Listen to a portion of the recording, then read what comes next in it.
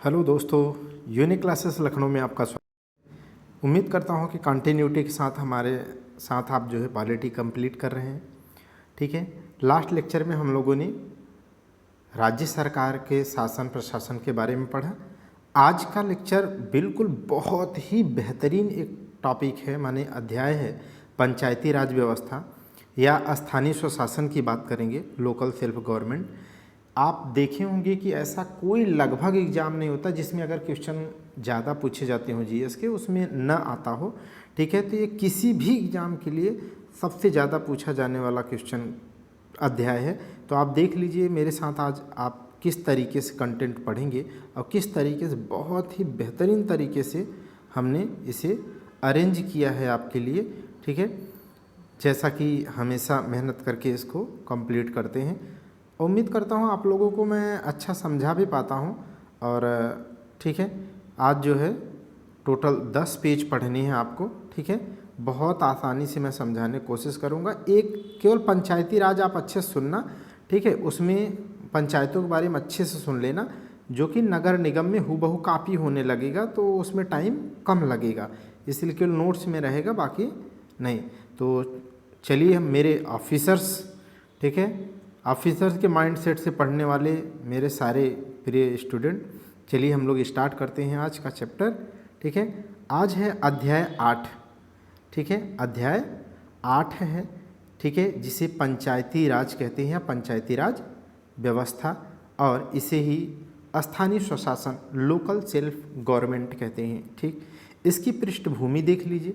इसकी पृष्ठभूमि माने एक तरीके से कहा जाए तो इसका कुछ ऐतिहासिक बैकग्राउंड की बात करेंगे हम। ठीक है, ये क्या क्वेश्चन में आते हैं वो मैं लिख दिया हूँ, क्या नहीं आते केवल समझ के डेवलप करने के लिए, वो बहुत ही अच्छी चीज़ है, आप उन्हें भी सुनेंगे।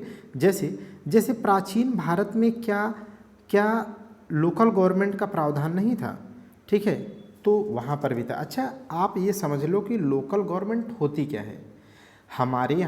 हमारे यहाँ जो शासन प्रशासन की प्रक्रिया है, ठीक है, वो से केंद्र स्तर पर बनाई गई, उसके बाद उसके नीचे राज्य स्तर की श्रेणी आती है। राज्य स्तर के और नीचे जाकर के देखेंगे तो स्थानीय स्तर पे, ग्राम के स्तर पे, नगर के स्तर पर शासन प्रशासन की एक प्रक्रिया माने एक प्रणाली डेवलप की गई है, उसे ही लोकल गवर्नमेंट कहते हैं। अगर आप अच्छे से समझना चाहते हैं कि हमारे एक परिवार को अगर उत्कृष्टता के तरफ ले जाना है, आलीशान बेहतरीन एकदम बनाना है अपने गांव समाज और क्षेत्र में, तो उसके सबसे निचले स्तर के माने सबसे अंतिम व्यक्ति तक क्या होनी चाहिए, लोगों की भागीदारी अगर आपके परिवार में होती है। अगर आप 5 भाई बहन हैं, ठीक है, तो एक को भी अगर आप इग्नोर कर देंगे या वहाँ तक कि उनकी भागीदारी आपके नियम कानून में नहीं होगी, तो आपका परिवार बहुत अच्छा नहीं चलेगा।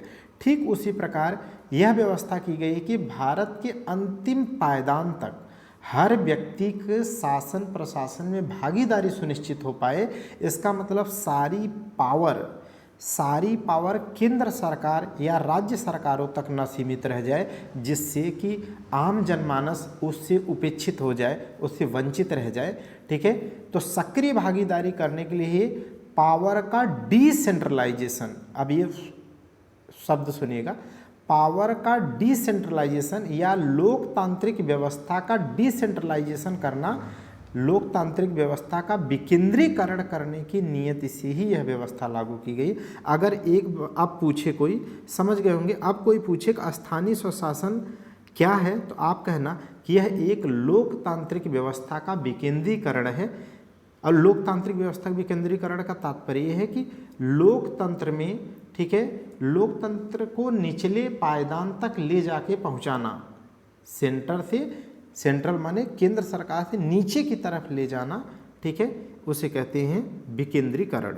ओके, तो ये ऐतिहासिक पृष्ठभूमि में देख लीजिए तो प्राचीन भारत में भी आप देखेंगे मौर्य काल के दौरान, गुप्त काल के दौरान, तो स्थानीय स्वशासन का आपको प्रक्रिया देखने को मिलेगी। क्योंकि आप देखे होंगे राज्य को प्रांतों को है ना, कमिश्नरेट में कमिश्नरेट को, फिर जिलों में जिलों को, फिर अंचल में अंचल को, फिर गांव में गांव के ही जो है मुखिया हुआ करते थे। कहने का मतलब ये है कि वहाँ भी पावर क्या है, एक हायरार्की में थे। निचले स्तर तक भी कुछ न कुछ अधिकार थे। यही है स्थानीय स्वशासन का ऐतिहासिक बैकग्राउंड, माने भारत के प्राचीन भारत में भी ऐसी व्यवस्था देखने को मिलती है। लेकिन अब ये तो केवल बैकग्राउंड था, अब आप समझो कि क्वेश्चन आते कहाँ से हैं।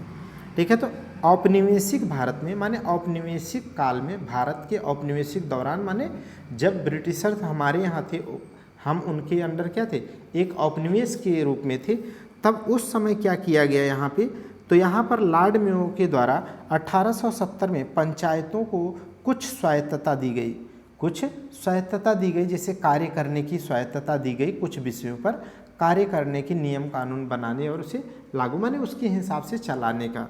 ठीक है, बट उससे महत्वपूर्ण जो पेपर में आता है, जो रटना है आपको, मोस्ट इम्पॉर्टेंट है, इसे लिख लीजिएगा।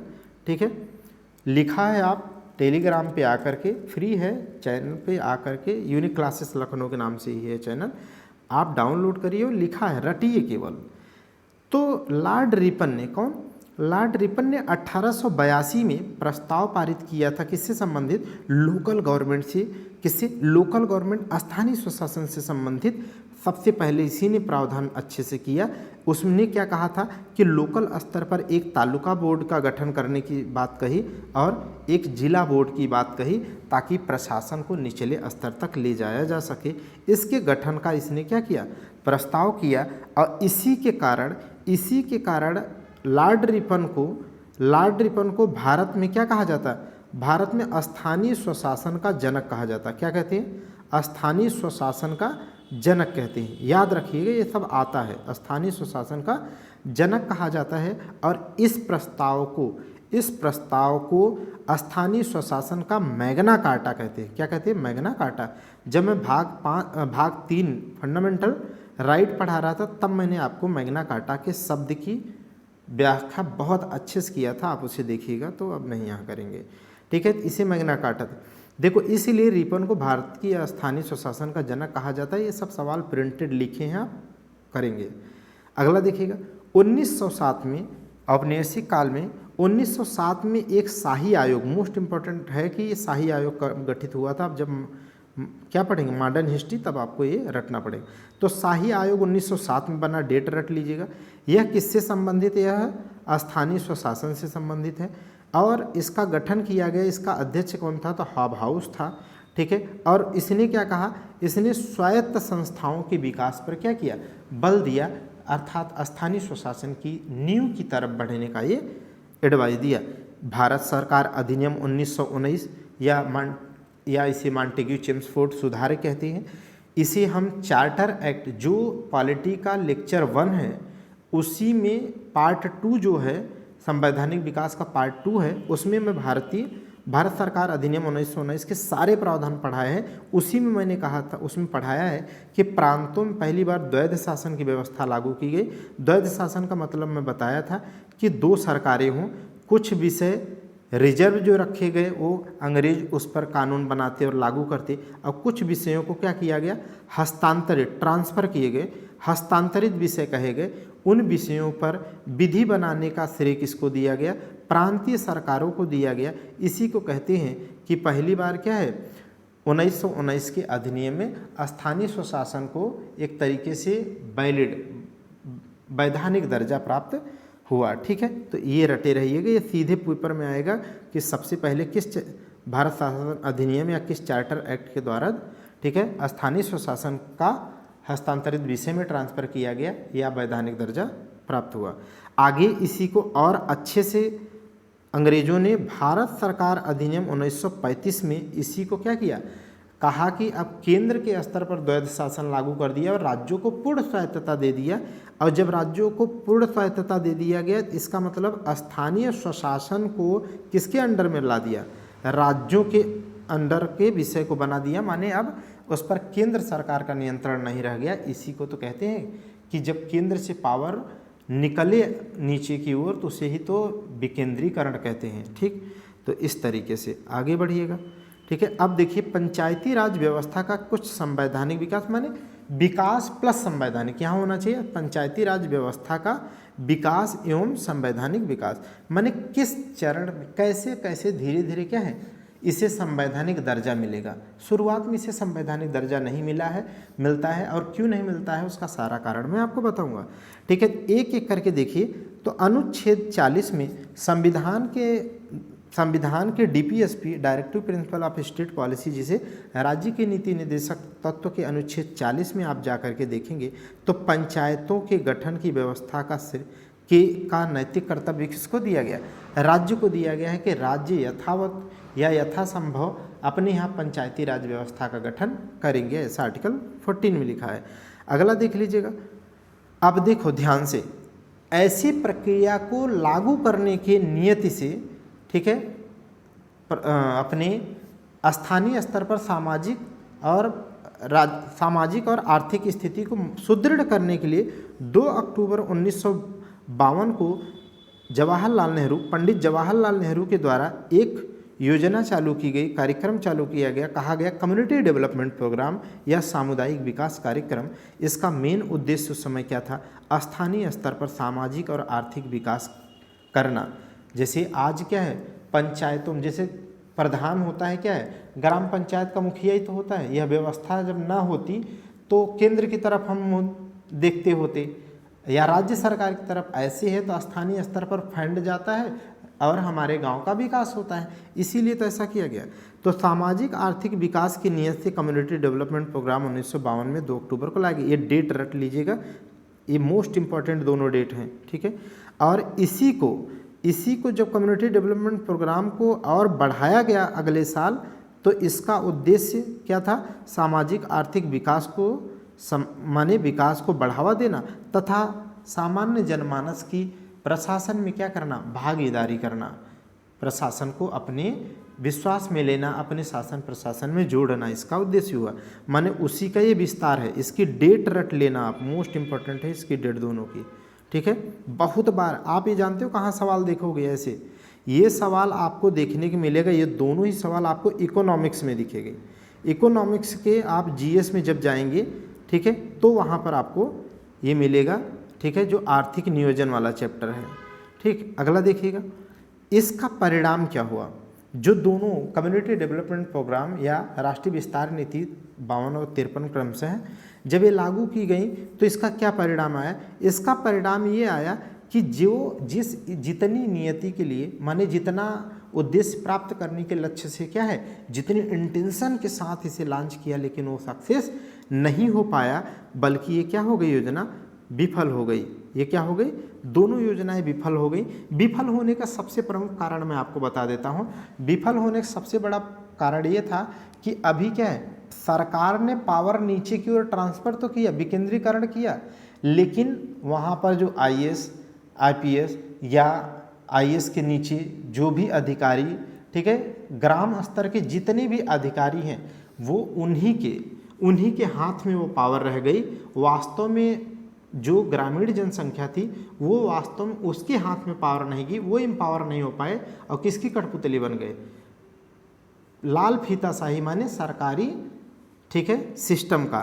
तो ये इसलिए योजना विफल हो गई। जब ये योजना विफल हो गई तब इसकी ही समीक्षा करने के लिए मोस्ट इंपॉर्टेंट यहाँ से आपकी नींव पड़ रही। देखो मैं बहुत कनेक्टिविटी के साथ आपको पढ़ाने के लिए इतना मेहनत किया हूँ, ठीक है। इसकी समीक्षा, दोनों की फेल होने की समीक्षा करने के लिए बलवंत राय समिति का गठन किया गया 1957 में। डेट रट लीजिएगा, मोस्ट इंपॉर्टेंट है, ठीक है। ये समिति का गठन किया गया और ये समिति पहली समिति होगी जो पंचायती राज व्यवस्था की तरफ बढ़ेगी। अब इसीलिए अगली हेडिंग है विभिन्न पंचायती समितियों का गठन कब कब किया गया, उनके क्या रिकमेंडेशन थे जो आपके पेपर में आते हैं, और कैसे संवैधानिक विकास की तरफ पंचायती राज व्यवस्था गया, वो देखेंगे, ठीक है। तो अब देख लीजिए कम्युनिटी डेवलपमेंट प्रोग्राम 1952 और राष्ट्रीय प्रसार नीति 53 की जो विफल है उसकी समीक्षा करने के लिए बलवंत राय समिति बनी 57 में। डेट रटे रहिए।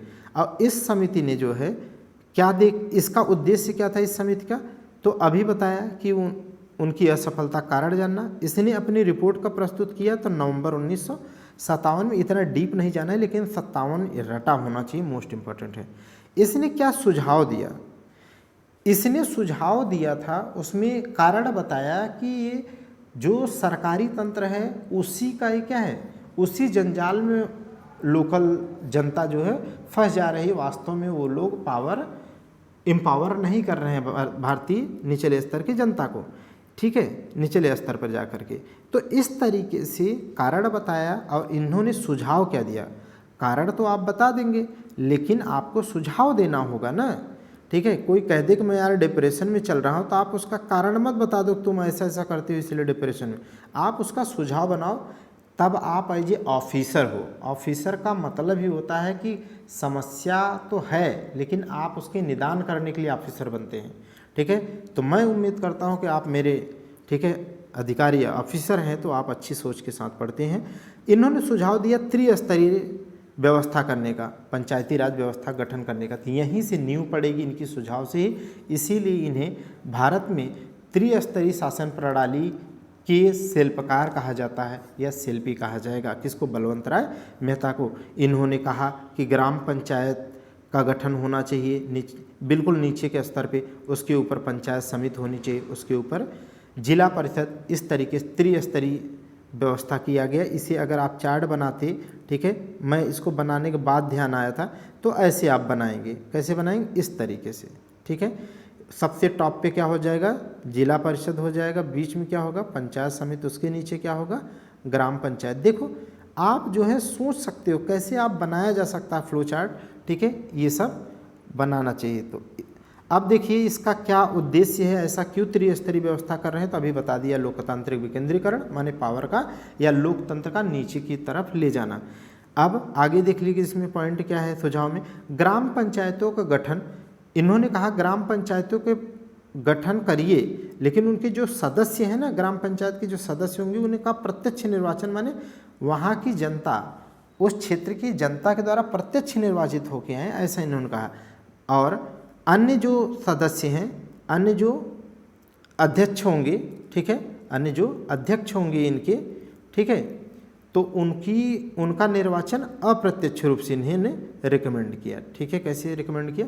अप्रत्यक्ष रूप से। अब यहीं पर एक बात बता देता हूँ, किस प्रकार से सदस्यों का चुनाव होगा और किस प्रकार से, ठीक है, पंचायत के अध्यक्षों का या नगर नहीं, या तो ग्राम पंचायत का या जिला परिषद का या पंचायत समिति के सदस्यों या अध्यक्षों का किस प्रकार से निर्वाचन होगा, इसकी सारी पावर किसके पास है नियम बनाने की? तो राज्य विधानमंडल के बाद किसके पास? राज्य विधानमंडल। और राज्य विधानमंडल के बारे में अभी ठीक इसके पहले वाले लेक्चर में आप पढ़ा कि विधानमंडल क्या होती? विधायिका होती है, माने विधि निर्माण करने काम करती है, ठीक है। तो इसके पास पावर है, ठीक है। आगे देख लीजिएगा, इन्होंने सुझाव दिया लोकतांत्रिक निकायों को शक्ति एवं उत्तरदायित्व प्रदान किया जाए, केवल और केवल, ठीक है, केवल और केवल सरकारी तंत्र का ही केवल हथकंडा न बन के रह जाए, नहीं तो आपका कोई भी मिशन स्थानीय स्तर पर पास न होकर के सारे विफल ही होंगे, सरकार के सारे प्रयास फेल हो जाएंगे। तो बलवंत राय समिति के रिकमेंडेशन का परिणाम क्या है?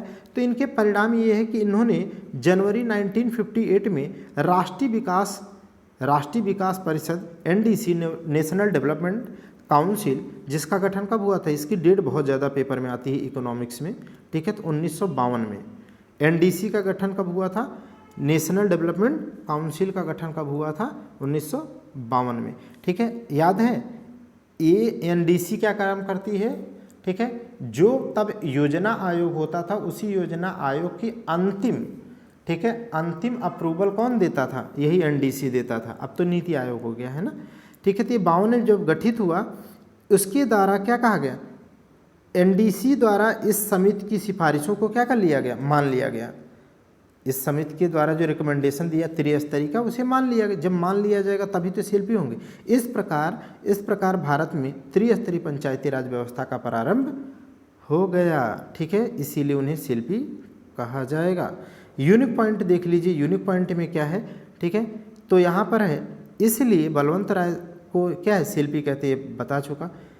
और इस प्रकार 2 अक्टूबर, देखो जब उनकी बात रिकमेंडेशन को मान लिया तो सरकार ने क्या है त्रिस्तरीय व्यवस्था को लागू कर दिया। तो भारत में सबसे पहले अगर पूछा जाए किस राज्य में पूर्णतः जो है पंचायती राज व्यवस्था लागू की गई, कब की गई? तो 2 अक्टूबर 1949 को। कहाँ पर?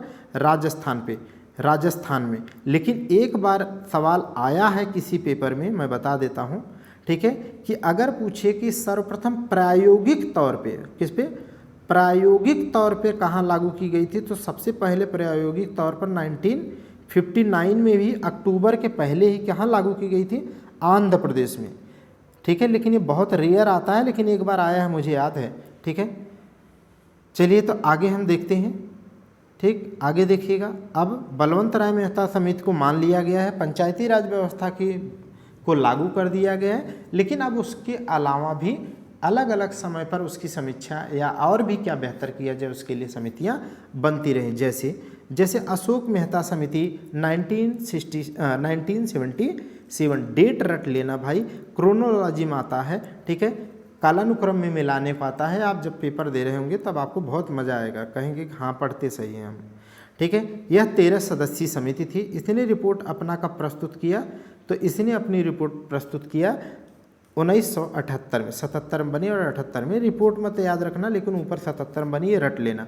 अच्छा, इन्होंने क्या सुझाव दिया, इन्होंने सुझाव दिया कि जो त्रिस्तरीय ढांचा है उसमें से क्या है, उसमें जो सबसे निचले स्तर की है, ठीक है, जो पंचायती ग्राम पंचायत या पंचायत समिति है, ठीक है, उसको क्या कर दिया जाए, उसी को समाप्त कर दो। इन्होंने ये सलाह दिया कि ग्राम पंचायत और पंचायत समिति जो है, माने ग्राम स्तर और खंड स्तर की जो व्यवस्था है, ठीक है, उसे क्या कर दिया जाए, समाप्त कर दिया जाए। इन्होंने बल्कि कहा 2 स्तरीय ढांचे के, ग्राम पंचायत को समाप्त करके इन्होंने 2 स्तरीय ढांचे की बात कही। कहा कि केवल और केवल मंडल स्तर की मंडल पंचायत होनी चाहिए और केवल जिला परिषद होना चाहिए, माने ग्राम पंचायत समाप्त कर दिया, ग्राम पंचायत नहीं होना चाहिए, ऐसा इन्होंने कहा, ठीक। और इन्होंने क्या रिकमेंड किया, जो पेपर में आता है, तो एक 2 स्तरीय ढांचे की बात कही। एक मोस्ट इंपॉर्टेंट है इनके बारे में आता है कि इन्होंने निम्नलिखित में किस समिति ने न्याय पंचायत के भी गठन का प्रावधान किया था या सिफारिश की थी, इन्होंने राज्य परिषद में पंचायती राज मंत्री की नियुक्ति करने की बात भी इन्होंने कही। आज देखे होंगे कि मंत्रालय के अंतर्गत क्या आता है, ठीक है, एक पंचायत मंत्रालय भी आता है, पंचायत मंत्री भी होता है, ठीक है, राज्य मंत्रिपरिषद पंचायती राज मंत्री भी। तो इन्होंने ही इसकी बात की सिफारिश की थी। ये डायग्राम इसीलिए इतनी सुंदर से बनाया जाता है मेहनत करके, ठीक है, ताकि आपको अच्छा पढ़ने में लगे, ठीक है, और याद भी हो। अनुसूचित जाति और जनजातियों के लिए आरक्षण की बात भी इन्होंने कही, ये भी इम्पोर्टेंट है, ठीक है। पूछा जाता है कि किस समिति ने इसका रिकमेंडेशन दिया था। अच्छा, यहाँ पर एक चीज़ इम्पोर्टेंट है, थोड़ा ध्यान रख लीजिएगा स्टार लगा के। क्या इसमें महिलाओं के लिए अशोक मेहता समिति ने आरक्षण की बात कही है? अगर ये पेपर में स्टेटमेंट में लिख के आया ऑप्शन में, तो ये गलत हो जाएगा, केवल SC और ST के लिए। अच्छा, इसका परिणाम क्या हुआ इस समिति के रिकमेंडेशन का? इस समिति के रिकमेंडेशन के परिणाम ये रहा कि सरकार ने, ठीक है, इसे अस्वीकार कर दिया, माने इसे स्वीकार नहीं किया, ठीक है, इसे स्वीकार नहीं किया तो कोई मतलब रहने नहीं गया। आगे चल करके डॉक्टर GVKR राव समिति, ठीक है, डॉक्टर GVKR राव समिति, ठीक है, VK राव समिति कब बनी है? तो 1985 में। मोस्ट इम्पॉर्टेंट है इसकी डेट।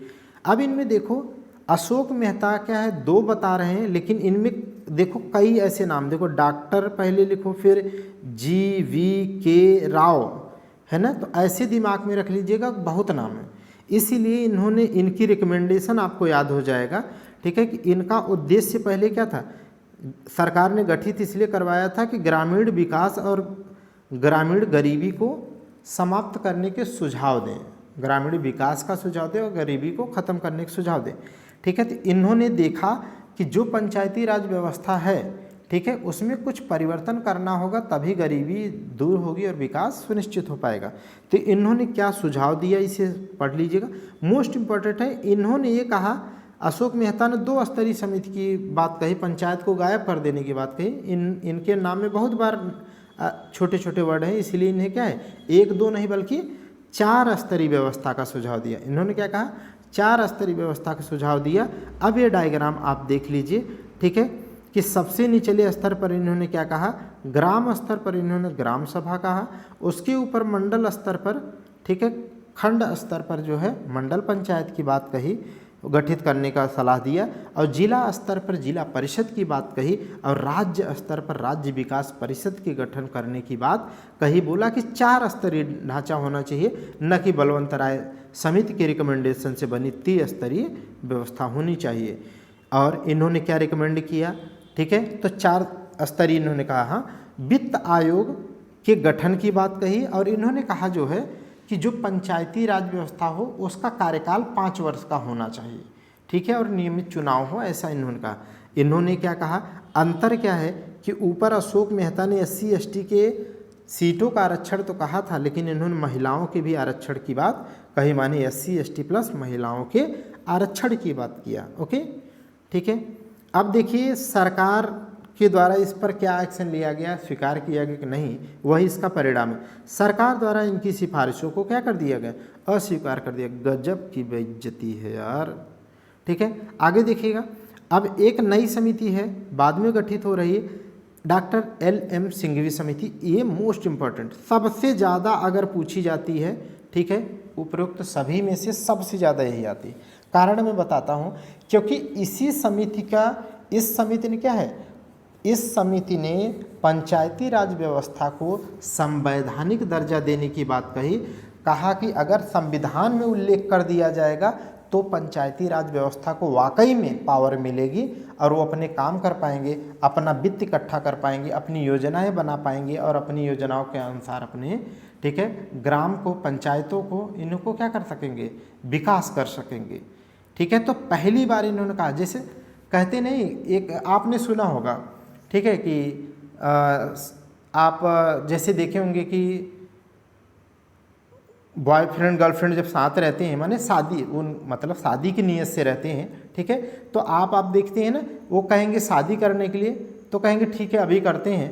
लेकिन अगर शादी क्या है, अगर वो कोर्ट मैरिज हो जाए, ठीक है, तो आप क्या है, आप एक वैलिड पेपर के अंतर्गत आ जाते हैं, माने उनको राइट मिल जाए। ऐसे भले ही राइट आप कितना भी क्यों ना दें, या वो मैडम कितना भी राइट क्यों ना दे, ठीक है, कितना भी क्यों ना अधिकार दे, लेकिन कहीं ना कहीं क्या होता है, कहीं न कहीं उसके राइट के उल्लंघन की संभावना हमेशा बनी रहती है कि ये मुझे छोड़ सकते हैं, ये मुझे छोड़ सकते हैं, ठीक है, या इनकी प्रॉपर्टी मुझे अधिकार नहीं मिलेगा, ये अभी बाइकाट कर देंगे तो हम कहाँ के होंगे। इसी प्रकार अगर संवैधानिक दर्जा दे दिया जाए तो निश्चित तौर पे उसको क्या है, उसके अपने अधिकार संविधान के तहत जब मिल जाएंगे तो ज़्यादा एम्पावर हो जाएगा। इसका मतलब जब कोर्ट मैरिज कर लेंगे तब क्या है, चाहे वो उनके सिर पे तांडव करे, चाहे आप, लेकिन राइट आपको मिलेगा ही मिलेगा। इस तरीके से तो LM सिंघवी समिति ने ही क्या कहा था, ठीक है, इन्होंने ही संवैधानिक दर्जे की बात कही और इन्हीं के रिकमेंडेशन पे, इन्हीं की सलाह पर ही आप देखेंगे 73वां 74वां संविधान संशोधन 1992 होगा जिससे संवैधानिक दर्जा दिया जाएगा। इसीलिए ये सवाल आता है। आप समझ गए ना, किसी के पीछे कारण होता है, ठीक है, किसी न किसी, हर किसी चीज़ के होने की क्या होते हैं, वजह होती है। आप जैन दर्शन पढ़ेंगे तब आप पढ़ेंगे, ठीक है। अब मुझे एग्जैक्ट याद नहीं आ रहा है, प्रत्युत समुत्पाद का सिद्धांत कहते हैं। अब जैन में आ रहा है, बाद में देखो दिमाग से उतर गया, अभी भी हाल फिलहाल में पढ़ा था। वो यही कहता है कि हर चीज़ के क्या है, होने की कोई न कोई वजह होती है, ठीक है, तो इनके पूछे जाने की वजह है। इन्होंने स्थानीय स्वशासन को संवैधानिक दर्जा दिए जाने की बात कही। मोस्ट इम्पॉर्टेंट है कि इन्होंने न्याय पंचायत और ग्राम स्तर पर ग्राम न्यायालय का भी प्रावधान की बात कही थी, मानी सिफारिश की थी, ताकि क्या है, छोटे मोटे जो मामले हों, अभी भी कई राज्य अपने यहाँ व्यवस्था किए हैं। उससे क्या होगा, जैसे नाली का कहीं विवाद हो जाता है, वो अब फर्जी का कोर्ट कचहरी में लोग परेशान होते हैं, ठीक है, अरे ठीक है 100,000 500 2,000 का जो है अर्थदंड लगा दो, या फिर थोड़ा बहुत क्या है मैनेज कर लिया जाए, या वहाँ पर न्याय दिया जाए, तो ये पेंडिंग केसेस नहीं होंगे, न्याय सुनिश्चित हो पाएगा। इसीलिए इन्होंने सलाह दिया। और इन्होंने कहा कि नियमित चुनाव किया जाना चाहिए, लेकिन आज भी क्या है, होना नियमित चुनाव चाहिए, लेकिन अभी भी राज्य आनाकानी करते हैं। क्यों? क्योंकि राज्य अगर चुनाव नहीं कराएंगे तो ग्राम पंचायत के स्तर पर, ठीक है, सरकार नहीं होगी, लोकल गवर्नमेंट नहीं होगी, तो सारा का सारा पैसा, सारा का सारा कार्य, सारा का सारा दोहन कौन कर सकता है, ठीक है, राज्य सरकारें करती है। इसलिए बचती भी हैं। आप देखें जो प्रैक्टिकल है ना, आप जब देखेंगे तो आपको लगेगा कि यही मशीनरी ही ऐसी होती है जो विकास नहीं हो पाता। वित्तीय सशक्तिकरण की बात इन्होंने कही। वित्तीय सशक्तिकरण का मतलब जानते हैं, अभी मैंने बताया ना ठीक है। आप कितना भी है शादी करके जो है आप कितना भी सुकून से पैसे से भर दो, लेकिन कहीं ना कहीं सच में कहा जाए कि ये बात रहती है कि आप सामने वाला क्या है, आप पर डिपेंडेंट है। कल को आप ना दें तब क्या होगा। लेकिन अगर वो वित्तीय रूप से सशक्त है, वो जॉब करते हैं या करते हैं, ठीक है, तो वित्तीय रूप से सशक्त होंगे तो उनकी बात आपकी पॉलिसी में शामिल की जाएगी। नहीं तो देखते हैं कि नहीं, जहाँ पे अक्सर देखेंगे ग्रामीण क्षेत्रों में क्या है, पैट्रियार्क देखे हो कि नहीं, पुरुष प्रधान समाज जो कहा जाता है यही तो है, क्योंकि महिलाएं वुमन एम्पावरमेंट नहीं होता है। ठीक है, तो इन्होंने कहा कि पंचायती राज व्यवस्था मजबूत अगर होगी अपने पैसे, ठीक है, अपने पैसे के लिए क्या है, ठीक है, राज्यों की तरफ मुंह उठा करके हमेशा रास्ता न तकती रहे, बल्कि क्या है, कुछ मामलों में टैक्स लगा करके अपना रेवेन्यू कलेक्ट करे और उस रेवेन्यू से अपना विकास कर सके, ऐसी व्यवस्था की भी प्रावधान किया जाना चाहिए। और इसीलिए आप देखेंगे इन्हीं के रिकमेंडेशन पे संशोधन जब किया जाएगा तो उसमें वित्त इकट्ठा करने, टैक्स लगाने और कर लगाने और वसूलने का काम भी माने सौंपा जाएगा, अधिकार भी दिया जाएगा। अगला देख लीजिएगा, पीके थुंगन समिति। पीके थुंगन समिति क्या कहते हैं भैया, इनका कहना है, इनका पहले तो आप डेट रट लो 88 में, पीके थुंगन साहब कब के हैं, 88, ठीक है। और इन्होंने क्या कहा, इन्होंने भी कहा कि अब देखो उनके बाद बनी है तो ये भी कहेंगे संवैधानिक दर्जा दो, ये भी कहेंगे कि वित्त आयोग होना चाहिए, माने राज्य स्तर पर भी एक वित्त आयोग होना चाहिए जो पंचायती राज व्यवस्था के संबंध में, ठीक है, सुझाव सुझाए। और नियोजन एवं समन्वय समिति होना चाहिए ताकि ज़्यादा से ज़्यादा सामान्य जनमानस का नियोजन प्रशासन में और शासन में किया जा सके, ठीक है। और इन्होंने कहा कि नियमित चुनाव कराया जाना चाहिए, जो राज्य टाल देती है ना पंचायतों का, नगर निगम का चुनाव थोड़ा थोड़ा करके टालते जाती हैं, वो अच्छी बात नहीं है, ठीक है, वो फेयर बात नहीं है। और इनके कहने का सुझाव क्या, मतलब सुझाव का परिणाम क्या है, परिणाम ये आया कि ध्यान से सुनना, अब मोस्ट इम्पॉर्टेंट है, आप देखो अच्छे से पढ़ो। इनका परिणाम देखो, पीके थुंगन, इन्होंने पी के ऐसा सलाह दिया, ठीक है, कि तात्कालिक जो प्रधानमंत्री राजीव गांधी है ना, उन्होंने सदन में, ठीक है, संवैधानिक दर्जा देने के लिए 64वां, कौन सा 64वां संविधान संशोधन अधिनियम, नहीं अधिनियम तो बनेगा बाद में, विधेयक लाया कब, 1989 में, कब लाया, 1989 में 64वां राजीव गांधी ने। लेकिन लोकसभा में पास तो हो गया, किंतु राज्यसभा में यह विधेयक पास नहीं हो पाया। जब ये विधेयक पास नहीं हो पाया तो वह अपना अस्तित्व खो दिया, ठीक है। अब आगे देखिएगा कि पंचायती राज व्यवस्था का संवैधानिक विकास अब फाइनली कैसे होगा। तो इसमें आपने देखा कि राजीव गांधी ने सबसे पहले प्रयास किया 1989 में, लेकिन वह राज्यसभा में पारित न हो सका। 64वां संविधान संशोधन विधेयक था, ठीक है। विधेयक आपको बता चुका हूँ, विधेयक जब दोनों सदन में पारित होकर के राष्ट्रपति के पास जाता है, जब साइन कर देते हैं तब वो क्या बन जाता है, तब वो, ठीक है, यहाँ पर देखो विधेयक है ना, तब वो अधिनियम बन जाएगा, एक्ट बन जाएगा, तब लिखेंगे आप संविधान संशोधन अधिनियम लिखते, अभी विधेयक क्योंकि फेल हो गया वो, ठीक है। ये बारीकियाँ हैं, आप देखेंगे। आगे देखेंगे कि राजीव गांधी जी के द्वारा लाया गया विधेयक जब फेल हो गया तो उसके बाद क्या है, आगे चल करके गला सूख जाता है, क्या ही करें। तात्कालिक पीएम प्रधानमंत्री जो बीपी सिंह थे, उन्होंने भी संवैधानिक दर्जा देने के लिए प्रयास किया और उन्होंने सदन में, संसद में 73वां संविधान संशोधन 1992 विधेयक पारित किया, विधेयक लाया। और वह विधेयक क्रमशः 22 दिसंबर को लोकसभा में, 23 दिसंबर को राज्यसभा में, और आगे चल करके 20 अप्रैल को राष्ट्रपति के पास जाता है और राष्ट्रपति इस विधेयक पर साइन करते हैं। तब ये क्या बन जाएगा, एक्ट बन जाएगा, कानून बन जाता है। तब इसे कहा जाता है 73वां संविधान संशोधन अधिनियम 1992, ठीक है। तो कब साइन हुआ, 20 अप्रैल को।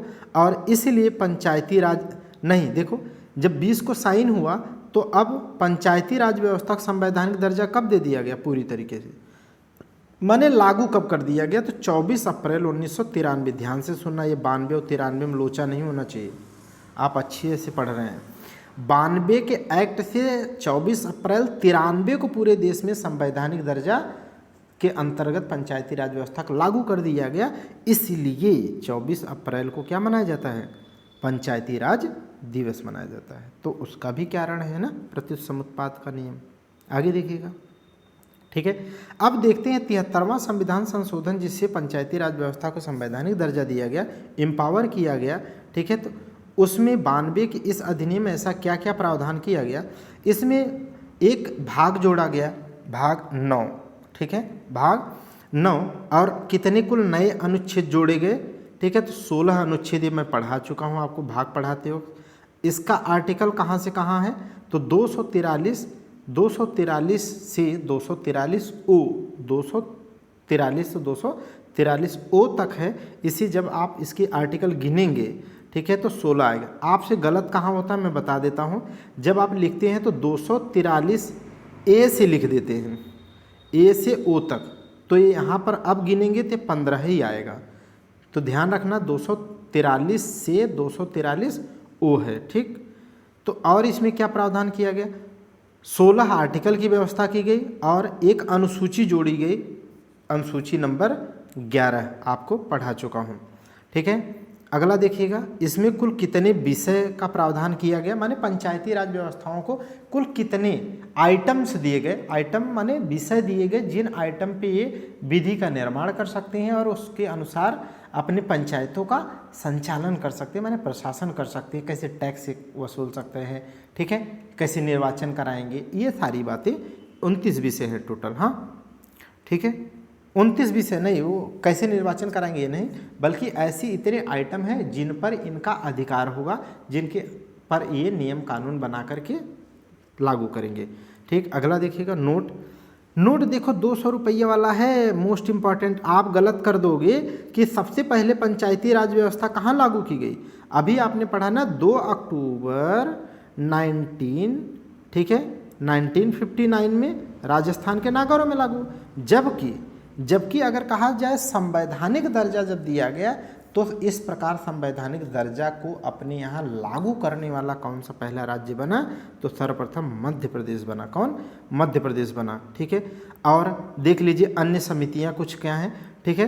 तो इसमें क्रोनोलॉजी बहुत ज़्यादा आता है, आप पेपर जितने भी बड़े देते हैं या वनडे का, वनडे देंगे तो देखो अंतर क्या होता है जानते हैं, वनडे में ये दे देगा संस्थानम समिति का गठन कब हुआ, तो A, B, C और D ऑप्शन, लेकिन यही किताब, यही आइटम, यही सब कुछ ऑफिसर, मैं आपको जैसे कहता हूँ एज ए ऑफिसर, आप भी यही पढ़ोगे, लेकिन आपको कैसे पढ़ना है, अगर संस्थानम समिति के आगे ये डेट लिखी हो तो आप गलत कह देना, संस्थानम समिति के सामने ये डेट अगर लिख के आई हो मैच कराने को गलत है, इसके सामने अगर ये आती है तब भी गलत है, ठीक है। तो अगर मिसमैच पूछे तब भी मिलाना है आपको, और क्या करना है, पूछे कि ऐसे दिया हो और कहे कि इनका सीक्वेंस इधर, इनका सीक्वेंस इधर, तो कहे कि आप A, B, C, D में क्या करो, मैच करो, मैच दी फॉलोइंग, तब भी आपको करना है। यही अंतर आता है एज ए ऑफिसर टैकल करने का। तो देखिएगा क्या है, पहली संस्थानम समिति जो है उसका गठन 1963 में रटा होना चाहिए। सादिक अली समिति किससे संबंधित है, पंचायती राज व्यवस्था से है, तो वो 1964 से है। अशोक मेहता समिति 77 से है। JBP राव ये कर चुके 85 में है। LM सिंघवी भी कर चुके 86 में है। PK थुंगन भी कर चुके 88 में है। गाडेगल समिति भी इससे संबंधित है 1988 में, ठीक है। तो ये इनके डेट आप रटे रहना। बलवंत राय समिति 1957 का मैंने उल्लेख इसमें नहीं किया है, ठीक है। तो संस्थानम देखो इसमें क्या नया है, संस्थानम है, सादिक अली, इनका भी नाम अगर पूछ ले कि संस्थानम समिति किससे संबंधित है, सादिक अली किससे है, गाडेगल समिति किससे है, तो इतना तो आप पढ़े हैं ऊपर के बीच के, लेकिन ये दोनों आप तीनों टिक कर लेना कि ये किससे है, पंचायती राज व्यवस्था। कैसे पूछ सकते हैं, मैं सारे फॉर्मेट आपको बता दिया हूँ। अब आपकी जिम्मेदारी कि आप बेहतर कितना समझते हो, पढ़ते हैं। ग्राम सभा देखो समझा तो मैं दूंगा, जिम्मेदारी आपकी है कि आप PDF लेकर के या नोट करके, नोट क्यों इतना करेंगे यार, आप उसे रटो। और रटना क्या है, सीधे आप क्वेश्चन बनाओ, आपको अपने आप को इवेल्युएट करो कि एज ए आप ऑफिसर अपने आप को सोच के पढ़ रहे हो तो सच में आपका माइंड सेट 360 की तरफ हो रहा है कि नहीं हो रहा है, ठीक है। नहीं हो रहा तो उस पर काम करो। अब हम बात करेंगे ग्राम सभा। किसकी बात करेंगे, ग्राम सभा। ग्राम सभा की परिभाषा किस में है, तो ग्राम सभा की परिभाषा अनुच्छेद 243 जो पहला आर्टिकल है। और ग्राम पंचायत की परिभाषा में क्या है कि माने ग्राम पंचायत होती क्या है, ग्राम सभा क्या होती है, ठीक है। तो ग्राम की निर्वाचक नामावली जो लिस्ट आती है ना, जो बीएलओ लेकर के आते हैं आजकल देखेंगे, ठीक है, जब चुनाव होना होता है, ठीक है, तो उस निर्वाचक जो नामावली है, ठीक है, उस नामावली में यदि आपका नाम दर्ज है, ठीक है, तो जिन जिन व्यक्तियों का नाम दर्ज है उन्हीं व्यक्तियों के समूह को क्या कहा जाता है, ग्राम सभा। क्या कहते हैं, ग्राम सभा। एक बात ध्यान रखना, ग्राम सभा जो होती है, ग्राम सभा में एक से एक भी ग्राम पंचायत हो सकती है या एक से अधिक हो सकती है, नहीं, एक से अधिक गांव हो सकते हैं या एक ही गांव हो सकता है, ठीक है। तो एक गांव या एक से अधिक गांव हो सकते हैं किसी ग्राम सभा में। और ग्राम सभा क्या होती है, जो निर्वाचन नामावली में नामों वाले व्यक्ति होते हैं उनके समूह को। ग्राम सभा में देख लीजिए, अगला पॉइंट क्या है, ग्राम सभा में एक या एक से अधिक गांव हो सकते हैं, हो गया। ग्राम सभा की शक्ति एवं कार्य संबंधी विधि निर्माण करने की शक्ति किसके पास है, तो राज्य स्तर के राज्य विधानमंडल में है, ठीक है, यह अनुच्छेद 243 के क में है। एक बात मैं यही बता देता हूँ, चाहे नगर पालिका वाले यूनिट में जाएं और चाहे ग्राम पंचायत वाले यूनिट में रहें, ये जानते रहिए कि ग्राम पंचायतों के गठन से संबंधित और ग्राम पंचायतों में क्या किया जाना चाहिए, क्या नहीं होना चाहिए, क्या कैसे होगा, इन सब के संबंध में विधि का निर्माण करने की पावर किसके पास है, राज्य की विधान मंडल माने विधायिका के पास है। बस इतना जानते रहिए, बार बार रिपीट नहीं करूँगा, है ना, ठीक। तो किसके पास है, समझ गए। नोट देख लीजिए, आपके पास यहाँ पर क्या है, ठीक है। नोट में यह है कि ग्राम पंचायत ग्राम सभा की मोस्ट इम्पॉर्टेंट है, ये आप अच्छे समझेंगे तभी कर पाएंगे। और मोस्ट इम्पॉर्टेंट ग्राम, देखो सुनो, यहाँ पर है ना, ग्राम पंचायत ग्राम सभा की कार्यात्मक इकाई है, फंक्शनल यूनिट है। अर्थात ग्राम पंचायत के कार्यों की समीक्षा और मूल्यांकन कौन करेगा, ग्राम सभा। कौन करेगा, ग्राम सभा। अब मैं आपको एकदम व्यवहारिक बताता हूँ, ठीक है। जैसे मैं मान लूँ कि हमारे ग्राम सभा में 2-3 गांव मिल करके हैं या 2 गांव मिल करके हैं, टोटल उनमें वोटरों की संख्या कितनी है, उनमें वोटरों की संख्या 5000 है। अब 5000 है, तो जब पंचायती राज व्यवस्था के तहत जब चुनाव होगा तो प्रधान तो कोई एक ही बनेगा, एक ग्राम सभा का प्रधान बनेगा, फिर बीडीसी होंगे और जो पंचायत सदस्य बनेंगे, अब देखो इन 5000 में से एक प्रधान, बीडीसी माने पंचायत सदस्य, ठीक है, इनका एक समूह बनेगा ना, जो 5000 से बहुत छोटा है। तो जो बहुत छोटा है, जो चुनाव की प्रक्रिया के तहत बनता है, इसी को ग्राम पंचायत कहते हैं। इसे क्या कहते हैं, ग्राम पंचायत कहते हैं। क्या कहते हैं, ग्राम पंचायत कहते हैं। और जहाँ से ये निर्वाचित होते हैं वो पूरी की ग्राम सभा है। अच्छा, इसका मतलब जब ग्राम सभा से 5000 में से ये बनते हैं, तो ये बनते ही इसलिए हैं कि 5000 लोगों का क्या करे, विकास करे। तो इसका मतलब क्या है, काम करने का जिम्मेदारी किसकी चली गई, ग्राम पंचायतों को। अच्छा, ग्राम पंचायतें इन 5000 लोगों से मिलकर बनने वाले ग्राम सभा का विकास करने के लिए हो गई, तो माने काम करने का कार्यात्मक इकाई कौन हो गया, ग्राम पंचायत। लेकिन आप सही काम कर रहे हैं कि नहीं कर रहे हैं, वो कौन चेक करेगा, वो 5000 वाले ग्राम सभा के लोग ही तो जस्टिफाई करेंगे ना।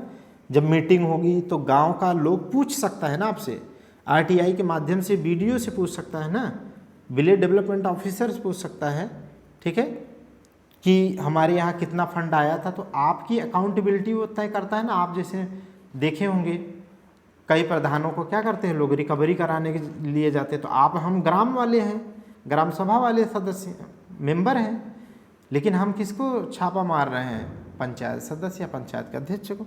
तो यही चीज़ है कि ग्राम पंचायत क्या होती है, ग्राम सभा के विकास के लिए माने एक फंक्शनल यूनिट है, लेकिन ये सही काम कर रही है कि नहीं कर रही, वही ग्राम सभा के लोग मूल्यांकन करते हैं। ये मोस्ट इम्पॉर्टेंट है, बहुत बार पेपर में आया, समझ गए होंगे तब कभी नहीं गड़बड़ होगा। आगे देखिएगा, पंचायतों का गठन और संरचना। माने पंचायतों का गठन होगा कैसे।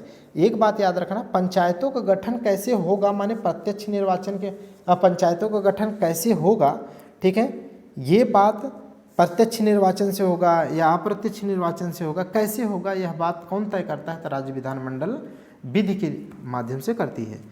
तो देख लीजिएगा, त्रिस्तरीय पंचायती राज व्यवस्था का प्रावधान अनुच्छेद 243 के ख में है, किंतु जिस राज्य में 20 लाख से कम जनसंख्या हो, ध्यान से सुनना, जिस राज्य में 20 लाख से कम जनसंख्या, उस राज्य में मध्यवर्ती माने खंड स्तर की जो क्षेत्र पंचायत होता है, माने ग्राम पंचायत के ठीक ऊपर वाली, उसका गठन किया जाना अनिवार्य नहीं होता है, ठीक है। संरचना की बात कर लें तो संरचना किस में है, तो सी से संरचना है। अनुच्छेद 243 का सी या ग से क्या है, संरचना है। संरचना में क्या लिखा है कि कैसे इसके सदस्य निर्वाचित होंगे, माने किन किन सदस्यों से मिलकर के इसका संरचना का निर्माण होगा, किसका, पंचायतों का। पंचायतों का सभी स्थान माने टोटल जो संख्या पंचायतों की होगी, उसके सारे सदस्य प्रत्यक्ष रूप से, ठीक है, उस पंचायत माने ग्राम सभा के लोगों से प्रत्यक्ष निर्वाचित होकर आएगी। मोस्ट इंपॉर्टेंट लाइन है ये प्रत्यक्ष वाली, ध्यान से सुनना। प्रत्यक्ष रूप से निर्वाचित होकर के आएंगे पंचायतों के सभी सदस्य, ठीक है। जबकि मध्यवर्ती और जिला पंचायत, इन सभी के जो सदस्य होंगे, ठीक है, पंचायतों के मध्यवर्ती और जिला पंचायतों के जो सदस्य होंगे, अध्यक्ष नहीं, इनके जो सदस्य होते हैं, ठीक है, वो वहाँ की जनता के द्वारा, उस क्षेत्र के निर्वाचन क्षेत्र में आने वाली जनता के द्वारा प्रत्यक्ष रूप से निर्वाचित होते हैं। जबकि मध्यवर्ती और जिला पंचायत या जिला परिषद के जो अध्यक्ष होते हैं, ठीक है, खंड स्तर पे और जिले स्तर पर जो उनके अध्यक्ष होते हैं, उनका निर्वाचन, उनका चुनाव अप्रत्यक्ष रूप से होता है। और अप्रत्यक्ष रूप से होता है तो अप्रत्यक्ष रूप से कौन करता है, तो जैसे जिला परिषद के स्तर पर अभी मैंने बताया कि जिला परिषद के सभी सदस्यों का निर्वाचन कैसे होता है, वहाँ की जनता के द्वारा प्रत्यक्ष रूप से।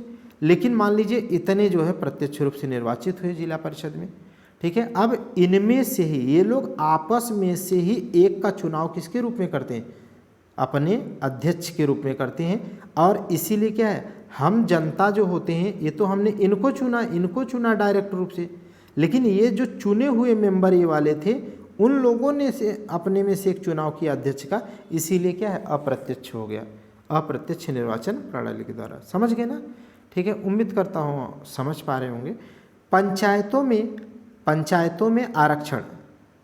में आरक्षण की बात करें तो अनुच्छेद 243 के डी, कैसे याद करेंगे, दे दो भाई, दे दो, सभी को सामाजिक न्याय देना है, ठीक है। तो SC ST महिलाओं को भी दे दो, ठीक है, उनको भी विकास की श्रेणी में ला करके खड़े कर दो, ठीक है, दे दो, ऐसा है, ठीक है। तो ये आरक्षण की बात है, ठीक है। एक इम्पॉर्टेंट सूचना मैं आपको बताता हूँ, ठीक है। अभी जो सर जो है वो भी मेन से लिख रहे हैं इस बार, वो भी क्वालिफाई हुए हैं, निर्मल सर, ठीक है, और फिर से वो भी मेन से लिख रहे हैं। तो अभी उनके द्वारा जो है घटना चक्र का पूर्वावलोकन, ठीक है, एकदम लेटेस्ट और अपनी अप्रोच, क्योंकि वो भी कई बार क्वालिफाई हैं और गवर्नमेंट सिलेक्टेड है वर्तमान में भी, तो वो अपनी ओपिनियन के साथ वो आपको डिस्क्राइब करेंगे, ठीक है। पूरा का पूरा पूर्वावलोकन उनके साथ आप कर सकते हैं। कल ही से उनकी वीडियो आने वाली है, क्योंकि उनका जो है ट्रेलर आप चैनल पर देख सकते हैं, ठीक है। तो आप कंटिन्यू उनके साथ क्या है, इधर पढ़िए उधर ऑब्जेक्टिव बनाते जाइए, ठीक है, और एक अच्छे लेवल की समझ के साथ आपको समझाएंगे तो आपका बहुत फायदा होगा, ठीक है। आगे देखिएगा, आरक्षण की बात करें, SC ST के लिए आरक्षण उनकी जनसंख्या के अनुपात में, ध्यान से सुनना, यहाँ पर है SC ST की जो आरक्षण, सीटों का आरक्षण मिलेगा ना, वो उनकी जनसंख्या के अनुपात में मिलेगा। माने जहाँ जितनी ज़्यादा जनसंख्या है वहाँ पर ज़्यादा सीटें मिलेंगी, जहाँ कम है वहाँ कम मिलेंगी। लेकिन ठीक है, लेकिन आगे देखिएगा, एक पॉइंट इसमें पहले देख लो, इसमें 1/3 भाग SC ST महिलाओं के लिए भी रिजर्व रहेगा। माने जो, ठीक है, जो SC ST के लिए मान लीजिए 25 सीटें रिजर्व हैं, उनमें से भी 1/3 सदस्य, 3 SC ST महिलाओं के लिए भी क्या होगा, रिजर्व रहेगा। हाँ, ठीक है। तो आगे देख लीजिएगा, पंचायत के कुल सदस्यों का 1/3 महिला आरक्षण होगा। देखो अंतर मैंने बताया ना, आप बताता हूँ आपको। देखो ऊपर लिखा है SC ST का आरक्षण क्या है, SC ST का आरक्षण उनकी जनसंख्या के अनुपात में है, लेकिन नीचे वाली लाइन देखिएगा महिलाओं के साथ क्या है, पंचायतों के कुल सदस्य संख्या का 1/3 भाग महिलाओं के लिए आरक्षण होगा। ये नहीं कि जहाँ ज़्यादा महिलाएं होंगी वहाँ पर ज़्यादा, जहाँ पर कम होंगी वहाँ पर कम, नहीं, बल्कि ऐसा नहीं है। ठीक है, महिलाओं के केस में, SC ST केस में है, महिलाओं के केस में 1/3 है। ठीक है, अच्छा ये राज्य के ऊपर डिपेंड करता है, कोई राज्य 50% भी कर सकता है, क्योंकि अभी हमने पढ़ा ना कि राज्य विधानमंडल के पास ही पावर होती है, समझ गए ना। ठीक है, आगे देख लीजिएगा, 500वां नोट है आपके लिए। ठीक है, यहाँ पर है SC मतलब यहाँ देखो SC ST लिख दिया था, यही बारीकियाँ हैं। ठीक है, लिख के गलत काटो और हमेशा के लिए याद कर लो। SC केवल SC की बात है, ST की नहीं। SC आरक्षण अरुणाचल प्रदेश में लागू नहीं होता है। आप पूछो कारण क्या है, कथन कारण वाला सवाल आए तब क्या करेंगे, क्योंकि वहाँ SC की संख्या क्या है, 0 है, SC है ही नहीं है। ठीक है, जब सेंसस 2011 आप पढ़ोगे तो वहाँ पर आपको मिलेगा NAL 60 में लिखेंगे तो नाल हैव नो SC। हमने याद किया है कि नाल हैव नो SC, मतलब नाल जो है नागालैंड, अरुणाचल और लक्षद्वीप, यहाँ पर क्या है, किसी भी यहाँ पर SC नहीं मिलेंगे। ठीक है, तो आगे देख लीजिएगा।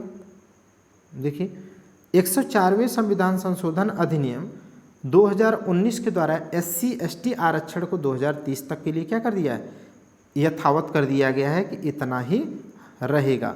आगे देखिएगा, पंचायतों के कार्यकाल। पंचायतों का कार्यकाल क्या होता है, यहाँ पर एक टेक्निकलिटी है जिसे आप रट लेना मेरे साथ, मोस्ट इम्पॉर्टेंट है, मोस्ट इम्पॉर्टेंट है भैया। ठीक है, सो नहीं आप, मैं 2 बजे जग रहा हूँ तो आप क्यों सो रहे हैं पढ़ते वक्त 1 घंटे। प्रथम अधिवेशन जो है, यहाँ पर ध्यान से सुनना। देखो बनने को क्या है मैं बताता हूँ आपको। देखो सिंपल, जैसे 5 मई को चुनाव हुआ और 10 मई को रिजल्ट आ गया, और पंचायतों का गठन हो गया, माने जीत हार हो गई, पंचायतों का गठन हो गया 15 मई को, मान लीजिए 15 मई को।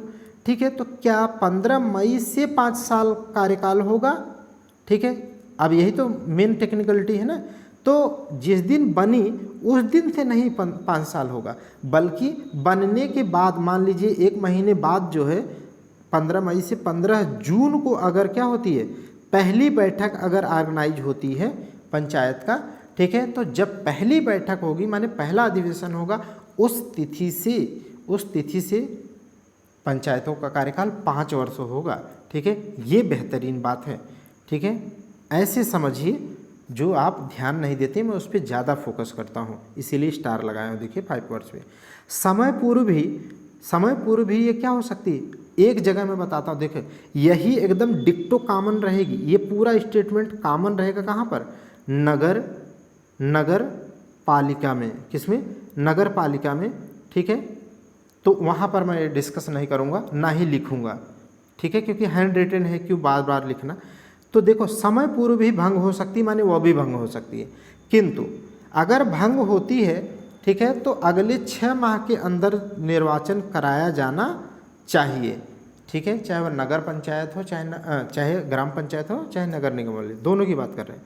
ठीक है, लेकिन अगर किसी ने 4.5 साल पूरा कर लिया है, माने 6 महीने से कम का कार्यकाल बचा है पंचायत का, और पंचायत ऐसी स्थिति में भंग हो जाती है दिन, अब 6 ही मंथ बचा है, तो आप बताइए ना, अब चुनाव कराना चाहिए कि 6 महीने बाद कराना चाहिए। ठीक है, तो इस तरीके से जब 6 ही मंथ केवल रह गया हो, शेष कार्यकाल भंग हो जाए पंचायत, तब ऐसी स्थिति में चुनाव कराना आवश्यक नहीं है। ठीक है, याद रखना होगा। हाँ, आगे देख लीजिएगा। ठीक है, और हाँ एक बात यहाँ पर, और अगर मान लीजिए पंचायतों का गठन सामान्यतः प्रथम बैठक से 5 वर्ष होता है, लेकिन इसमें से 3 वर्ष के बाद जो पंचायत हो क्या हो जाए, अगर भंग हो जाए, तो बचा कार्यकाल 6 महीने से ज़्यादा है, अर्थात 2 साल अभी बचा है। जब 2 साल बचा है, तब जो पंचायत का गठन होगा, ठीक है, वो कितने साल काम करेगी, माने 5 साल करेगी या केवल 2 साल, तो केवल 2 साल माने शेष कार्यकाल तक ही रहेगी, ना कि 5 साल। ये एक अच्छा सवाल है। ठीक, आगे देखिएगा, सदस्यों की योग्यताएं। सदस्यों की योग्यताएं क्या होंगी? तो 21 वर्ष, 25 वर्ष नहीं, ध्यान से समझना। ठीक है, मतलब आप भी क्या है 21 साल के तो सामान्यतः हो गए हैं। ठीक है, और आप भी प्रधानी लड़ सकते हैं। ठीक है, 21 वर्ष होना चाहिए। आगे देखिएगा। ठीक है, चलिए, पंचायत की शक्तियां एवं अधिकार। ठीक है, चलिए, तो पंचायत की शक्तियां एवं अधिकार देख लीजिए लाइन से। तो देखो 11वीं जो अनुसूची है ना, ठीक है, उसमें उल्लिखित जो 19 विषय हैं जिनकी बात अभी कर चुका, उन्हीं विषयों पर विधि निर्माण करने का और उसके अनुसार संचालन करने का इनके पास शक्ति है। ठीक है, पावर है। और क्या है, इनकी जिम्मेदारी क्या है, कार्य क्या है? तो सामाजिक आर्थिक विकास संबंधी नीति का निर्माण और उनका क्रियान्वयन करना, साथ ही साथ सामाजिक आर्थिक जो योजनाएं होती हैं, चाहे वो राज्य सरकार की, केंद्र सरकार की, उन्हें क्या करना है, उन्हें इम्प्लीमेंट करना, लागू करना, अपने स्तर पर जाकर के उन्हें उतारने का भी काम इनका होता है, कर्तव्य होता है। ठीक है, ताकि एक अच्छा जन कल्याणकारी राज्य की स्थापना हो सके। और क्या है, सामाजिक आर्थिक विकास संबंधी नीति हो गई। यहाँ पर देखिए, प्राप्त विषयों के अंतर्गत कर लगाने तथा राजस्व वसूली करने की भी शक्ति इनके पास है, ताकि पैसे इसलिए इनके पास इम्पावर किया जाता है ताकि, ठीक है, ये किसी के ऊपर ज़्यादा डिपेंडेंट ना रहे अपने विकास के लिए। ठीक है, इसीलिए आप में भी क्या है, गर्ल्स हो या बॉयज हो, ठीक है, ज़रूर इंडिपेंडेंट होने के लिए प्रयास करना चाहिए, तभी आपकी बात बराबर की होगी। राज्य निर्वाचन सामान्यतः, ऐसा नहीं है हर केस में, क्रिटिकल नहीं। राज्य निर्वाचन आयोग, अभी मैंने बताया कि जब चुनाव है, हर 5 वर्ष में रेगुलर चुनाव कराया जाना चाहिए, ऐसा रिकमेंडेशन दे रही थी सारी समितियां। तो उनके निर्वाचन के लिए कौन व्यवस्था करेगा? तो राज्य विधानमंडल उनके लिए व्यवस्था करता है। तो व्यवस्था क्या किया है? अनुच्छेद 243 के मतलब करा दो। क्या करा दो भाई? चुनाव करा दो ना, रेगुलर चुनाव करा दो, के से करा दो, चुनाव करा दो। जैसे 243 का डी दे दो भाई, आरक्षण दो, सबको दो ना, सबको बराबर ले आओ भाई, खड़े करो सामान। ठीक है, इस तरीके से अनुच्छेद 243 का के करा दो। क्या कराना है? निर्वाचन करा दो, रेगुलर निर्वाचन कराओ, स्थानीय स्वशासन मजबूत रहे। तो राज्य निर्वाचन आयोग के गठन की बात कही गई, लेकिन इसके गठन का पावर किसके पास है? ठीक है, राज्य विधान मंडल के पास। ठीक है, अगला देखिएगा, निर्वाचन आयुक्त। निर्वाचन आयुक्त जो राज्य निर्वाचन आयोग बनेगा, जिसकी जिम्मेदारी होगी चुनाव कराना, राज्य के पंचायतों के चुनाव, राज्य स्तर पर नहीं बल्कि पंचायती राज का चुनाव करना। मोस्ट इंपॉर्टेंट, ध्यान से सुनना, सिर्फ और सिर्फ राज्य निर्वाचन आयोग का एक ही काम होता है, पंचायत के स्तर पे, माने स्थानीय स्वशासन के स्तर पे। पंचायत माने केवल पंचायत की नहीं बल्कि नगर निगम भी इसमें आ जाएगा। तो पंचायती राज व्यवस्था के स्तर पर इनका चुनाव कराया जाना ही केवल राज्य निर्वाचन आयोग का काम है। ठीक है, तो इसके आयुक्त की नियुक्ति कौन करेगा? जब राज्य का है तो राज्यपाल करेगा। लेकिन इनका कार्य क्या है? तो अभी बताया कि ये निर्वाचन नियमावली तैयार करते हैं। तो निर्वाचन आयोग का देखो मुख्य कार्य ये होता है कि कितने लोग 18 साल के हो गए उनको निर्वाचन की नामावली में जगह मिलना चाहिए, और जो लोग मर गए, ठीक है, उनका नाम हट जाना चाहिए, या किसी का नाम रिपीट कर गया है उसको सही करना चाहिए, ये नामावली तैयार करना है। और क्या करता है? और चुनाव क्या सही प्रक्रिया से हो रहा है उसकी समीक्षा करता है, और अच्छी प्रक्रिया के साथ, अच्छी नियति के साथ चुनाव कराने का भी काम करता है। यह इसका मतलब है। सेवा और शर्तें एवं पदावधि किस निर्वाचन आयोग की क्या होती है? तो यहाँ पर ध्यान से सुनना, ये गलत हो सकता है आपसे, ठीक है, इसलिए मैं आपको अच्छे से सिखा देता हूँ, गलत कभी मत करना ये वाला सवाल। सेवा शर्तें और पदावधि अगर आए तो क्या इनके सेवा शर्तें और पदावधि के संबंध में विधि का निर्माण राज्य विधानमंडल करता है? तो आपको लगेगा कि विधायिका राज्य के स्तर पर यही है तो राज्य विधानमंडल ही करेगा, लेकिन ऐसा नहीं है। यहाँ पर राज्यपाल के द्वारा निर्धारित होती है ये वाली बात। कौन सी? सेवा शर्तें एवं पदावधि किसकी? निर्वाचन आयोग के। ठीक है, अच्छा, राज्य निर्वाचन आयोग में जानते हैं एक निर्वाचन आयुक्त होता है। क्या होता है? सिर्फ एक ही निर्वाचन आयुक्त होता है बस, और कोई नहीं उसकी सहायता के लिए। हाँ, अगर उसको जितने अन्य लोग चाहिए होते हैं वो राज्यपाल से मांग करता है, राज्यपाल उनको मुहैया करा देते हैं। समझ गए कि नहीं? क्योंकि अकेला तो वो इतना बड़ा चुनाव नहीं करा सकता। आयुक्त को हटाने की क्या प्रक्रिया होती है? तो ये मोस्ट इंपॉर्टेंट है, देख लीजिएगा। राज्य आयुक्त के हटाने की प्रक्रिया उच्च न्यायालय के न्यायाधीशों की हटाने की प्रक्रिया की तरह, विशेष बहुमत से हटाने की प्रक्रिया की तरह कठिन प्रक्रिया है, इसलिए है ताकि ट्रांसपेरेंसी रहे। अगला देखिएगा निर्वाचन संबंधी, अगर ये मोस्ट इंपॉर्टेंट लाइन है, ये बिल्कुल यूनिक है ये वाली, ठीक है। देखो अगर निर्वाचन संबंधी कोई विवाद हो जाए, जानते हैं, तो सामान्यतः क्या है, सामान्यतः वो मैटर कहाँ जाता है, न्यायालय में जाता है। कहाँ जाता है, न्यायालय में जाता है।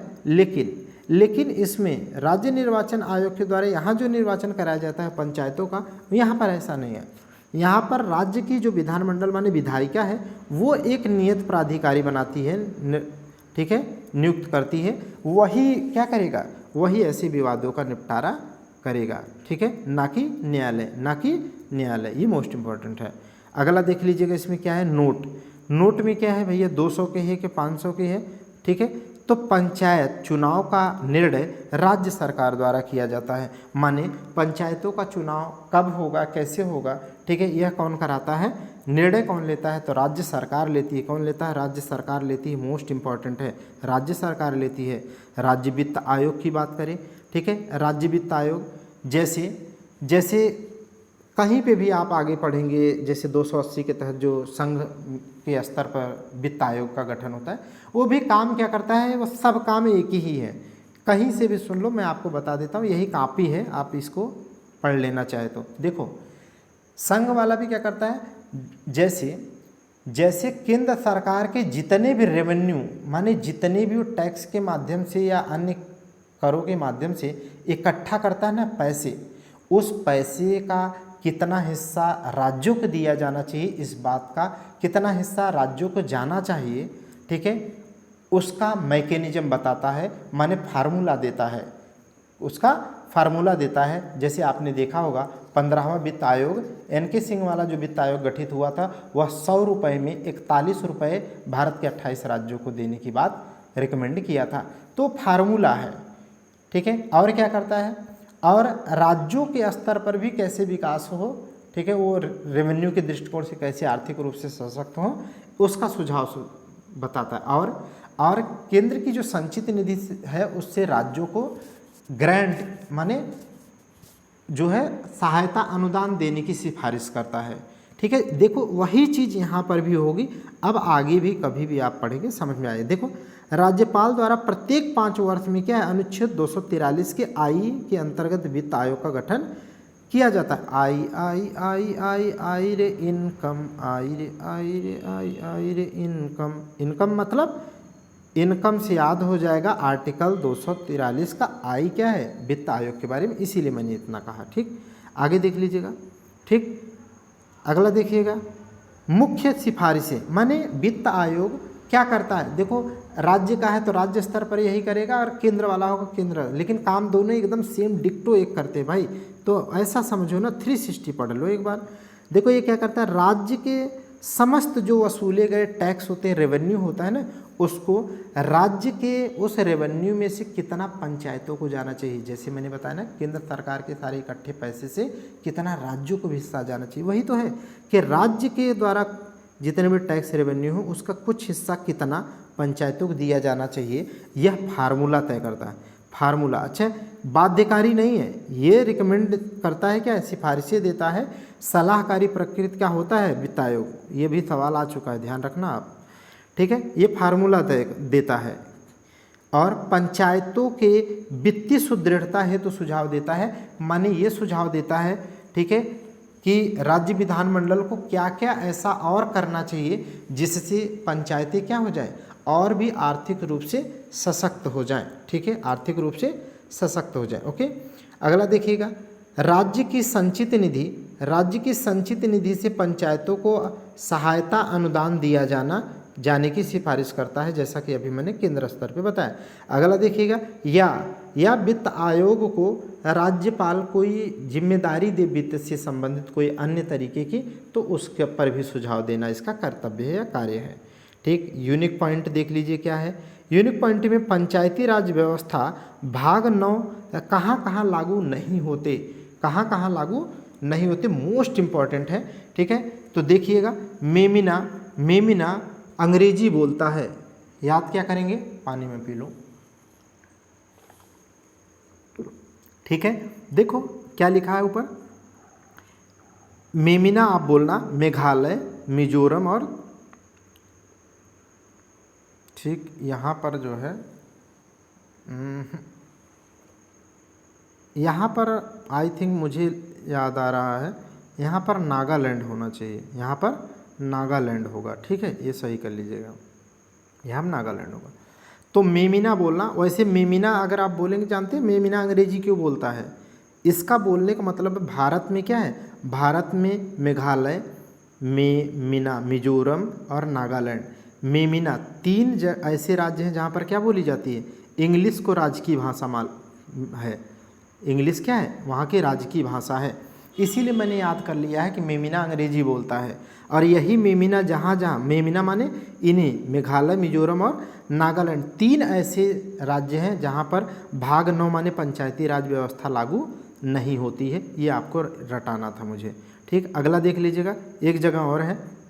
कैसे? मणिपुर। मणिपुर का जो पर्वतीय क्षेत्र है वहाँ पर क्या है, जिला परिषद ऑलरेडी विद्यमान है जो पंचायती राज व्यवस्था से पहले की है, तो यथावत वैसे ही है। ठीक है, अलग से लागू करने की ज़रूरत नहीं पड़ी। अगला मोस्ट इंपॉर्टेंट देख लीजिएगा जो पेपर में आता है, ये देखो पेपर में ये बहुत ज़्यादा आता है और ये वाला आता है।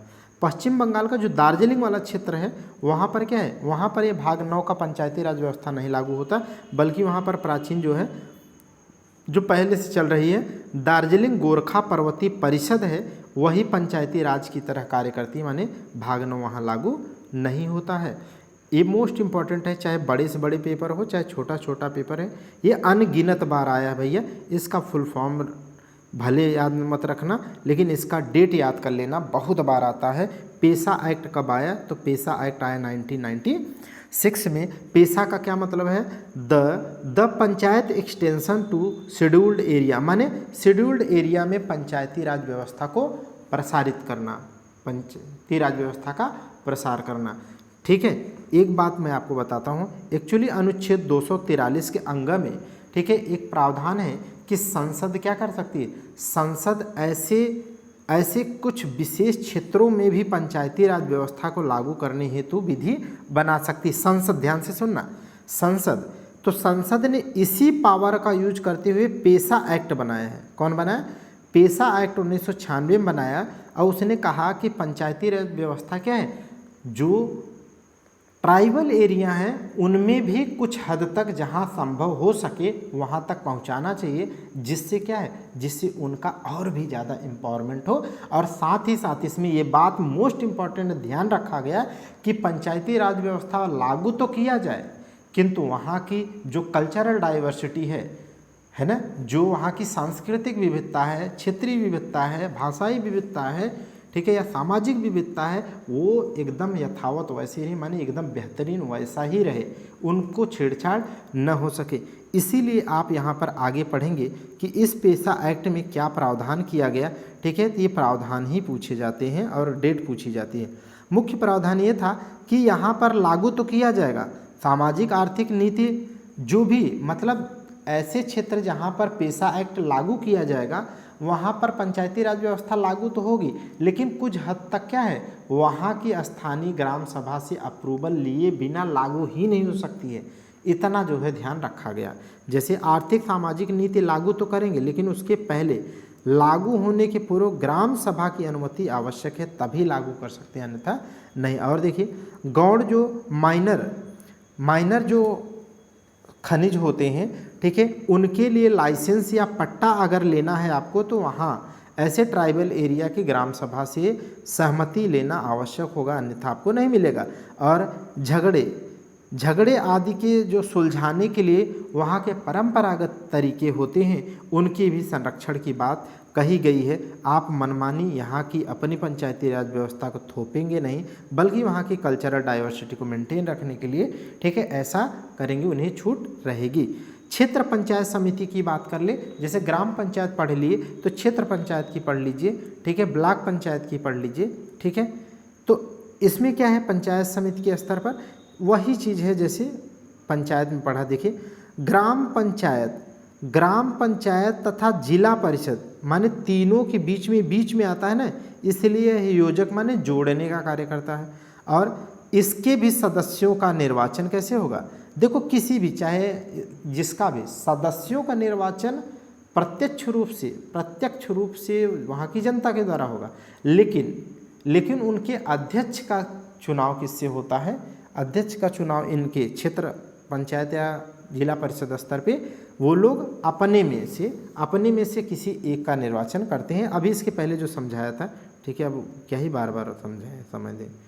आगे देखिएगा, मुख्य कार्य खंड माने बीच की जो संस्था है मध्यम लेवल पे, वो क्या काम करती है, उसका मुख्य कार्य क्या है? तो कृषि संबंधित ऋण संबंधी क्या नीतियां होनी चाहिए उस पर सुझाव सलाह देना या उसका विकास करना, कि ताकि जन सामान्य तक कृषि ऋण की सुविधाएं या इंफ्रास्ट्रक्चर ज़्यादा अच्छा हो सके। और क्या है, बीज केंद्रों का संचालन की भी इनकी जिम्मेदारी होती है, ताकि किसान, देखो ये किसानों को ओरिएंटेड ज़्यादा है, देख रहे हैं ना, ठीक है। साथ ही क्या है, साथ ही ग्रामीण विकास हेतु सड़कें, नालियाँ, पुलिया, पेयजल, स्वच्छता इत्यादि का ध्यान रखना भी इनका क्या है, कार्य है, ठीक। अब सबसे निचले स्तर पर, सबसे ऊंचे वाले स्तर पर देख लीजिए, जैसे ये वाला डायग्राम बनाया था ना अभी मैं आपके लिए, ठीक है, इस तरीके से। तो सबसे टॉप पे क्या है कि जिले स्तर के बीच में क्या है, खंड स्तर की खंड पंचायत या पंचायत समिति बात कर चुके, ग्राम पंचायत नीचे स्तर पे आएगी, वो पढ़ ही लिया। अब पढ़ेंगे आप टॉप वाली ये जिला पंचायत। जिला पंचायत क्या है? जिला पंचायत स्वशासन की मोस्ट इम्पॉर्टेंट है। जो स्वशासन है ना 3 स्तरीय, उसमें सबसे बड़ी इकाई है, माने सबसे ऊंचे लेवल की इकाई है। और इसके संख्या और संरचना क्या होगी? तो जिला पंचायत की अधिकतम संख्या 75 और न्यूनतम संख्या 50 हो सकती है। सदस्यों का निर्वाचन क्या है? अभी बता दिया ना, सदस्यों का निर्वाचन प्रत्यक्ष रूप से होता है, ठीक है, जबकि अध्यक्ष की बात करें तो अप्रत्यक्ष हो सकता है। जिला पंचायत के अध्यक्ष का निर्वाचन अप्रत्यक्ष होता है, अभी बताया कि अध्यक्ष का अप्रत्यक्ष से, जबकि सदस्यों का प्रत्यक्ष रूप से। यहाँ पर एक बात देख लीजिएगा, मोस्ट इम्पॉर्टेंट है, इससे रिलेटेड क्वेश्चन आते ही या रहते हैं, आप देखेंगे, ठीक है। जिनमें पंचायती राज व्यवस्था लिख के आता है ना सिलेबस में, जैसे इस समय वीडियो में है, ठीक है, वीपीओ में है, वीडियो में है, ठीक है, तो उनमें क्या है, उनमें और अच्छे लेवल पेपर में ये आर्टिकल पूछे जाते हैं भाई, आप देखना मैच कराने को आते हैं या कौन सा गलत है या स्टेटमेंट में आते हैं, ठीक है। तो कुछ इंपॉर्टेंट जो है वो मैं आपको बताता हूँ, थोड़ा रटने का प्रयास करिएगा। पहला तो मैंने बता दिया कि पंचायतों की परिभाषा 243 में है। ए क्या है? ए है ग्राम सभा के बारे में। 1 नंबर की ग्राम सभा की व्याख्या करता है कि वहाँ के नामावली में जिन लोगों का, निर्वाचन नामावली में जितने लोगों का नाम रहता है उन्हीं का समूह ग्राम सभा कहलाता है। वही लोग 1 नंबर के आदमी कहे जाते हैं क्योंकि उनका निर्वाचन में नाम है, बाकी तो कोई मतलब नहीं, क्योंकि वोट नहीं डाल सकते, तो 1 नंबर की बात है। बी का मतलब क्या है? बी का मतलब है पंचायतों का संविधान, माने, ठीक है, पंचायतों के संबंधित सारी विधियाँ क्या कैसे होना चाहिए, जैसे राज्य विधानमंडल ही सब कुछ गठित करता है, बनाता है, तो उसी के बारे में है। डी उसका क्या है? पंचायतों का संविधान। सी क्या है? सी है उसकी गठन। सी क्या है? सी है उसका कंसंट्रेट करना, माने एकत्रित करना, माने गठन हो गया। डी मैंने बता दिया ना, दे दो भाई, दे दो क्या? आरक्षण दे दो, तो सीटों का आरक्षण अभी बताया। ई क्या है भैया? ई देखो, पंचायतों का कार्यकाल हमको याद नहीं ना, ठीक है याद, पंचायतों के प्रथम बैठक या प्रथम अधिवेशन से 5 वर्ष, ई देखो हमको याद होगा, ठीक है। तो ई देखो पंचायत का कार्यकाल। एफ क्या है?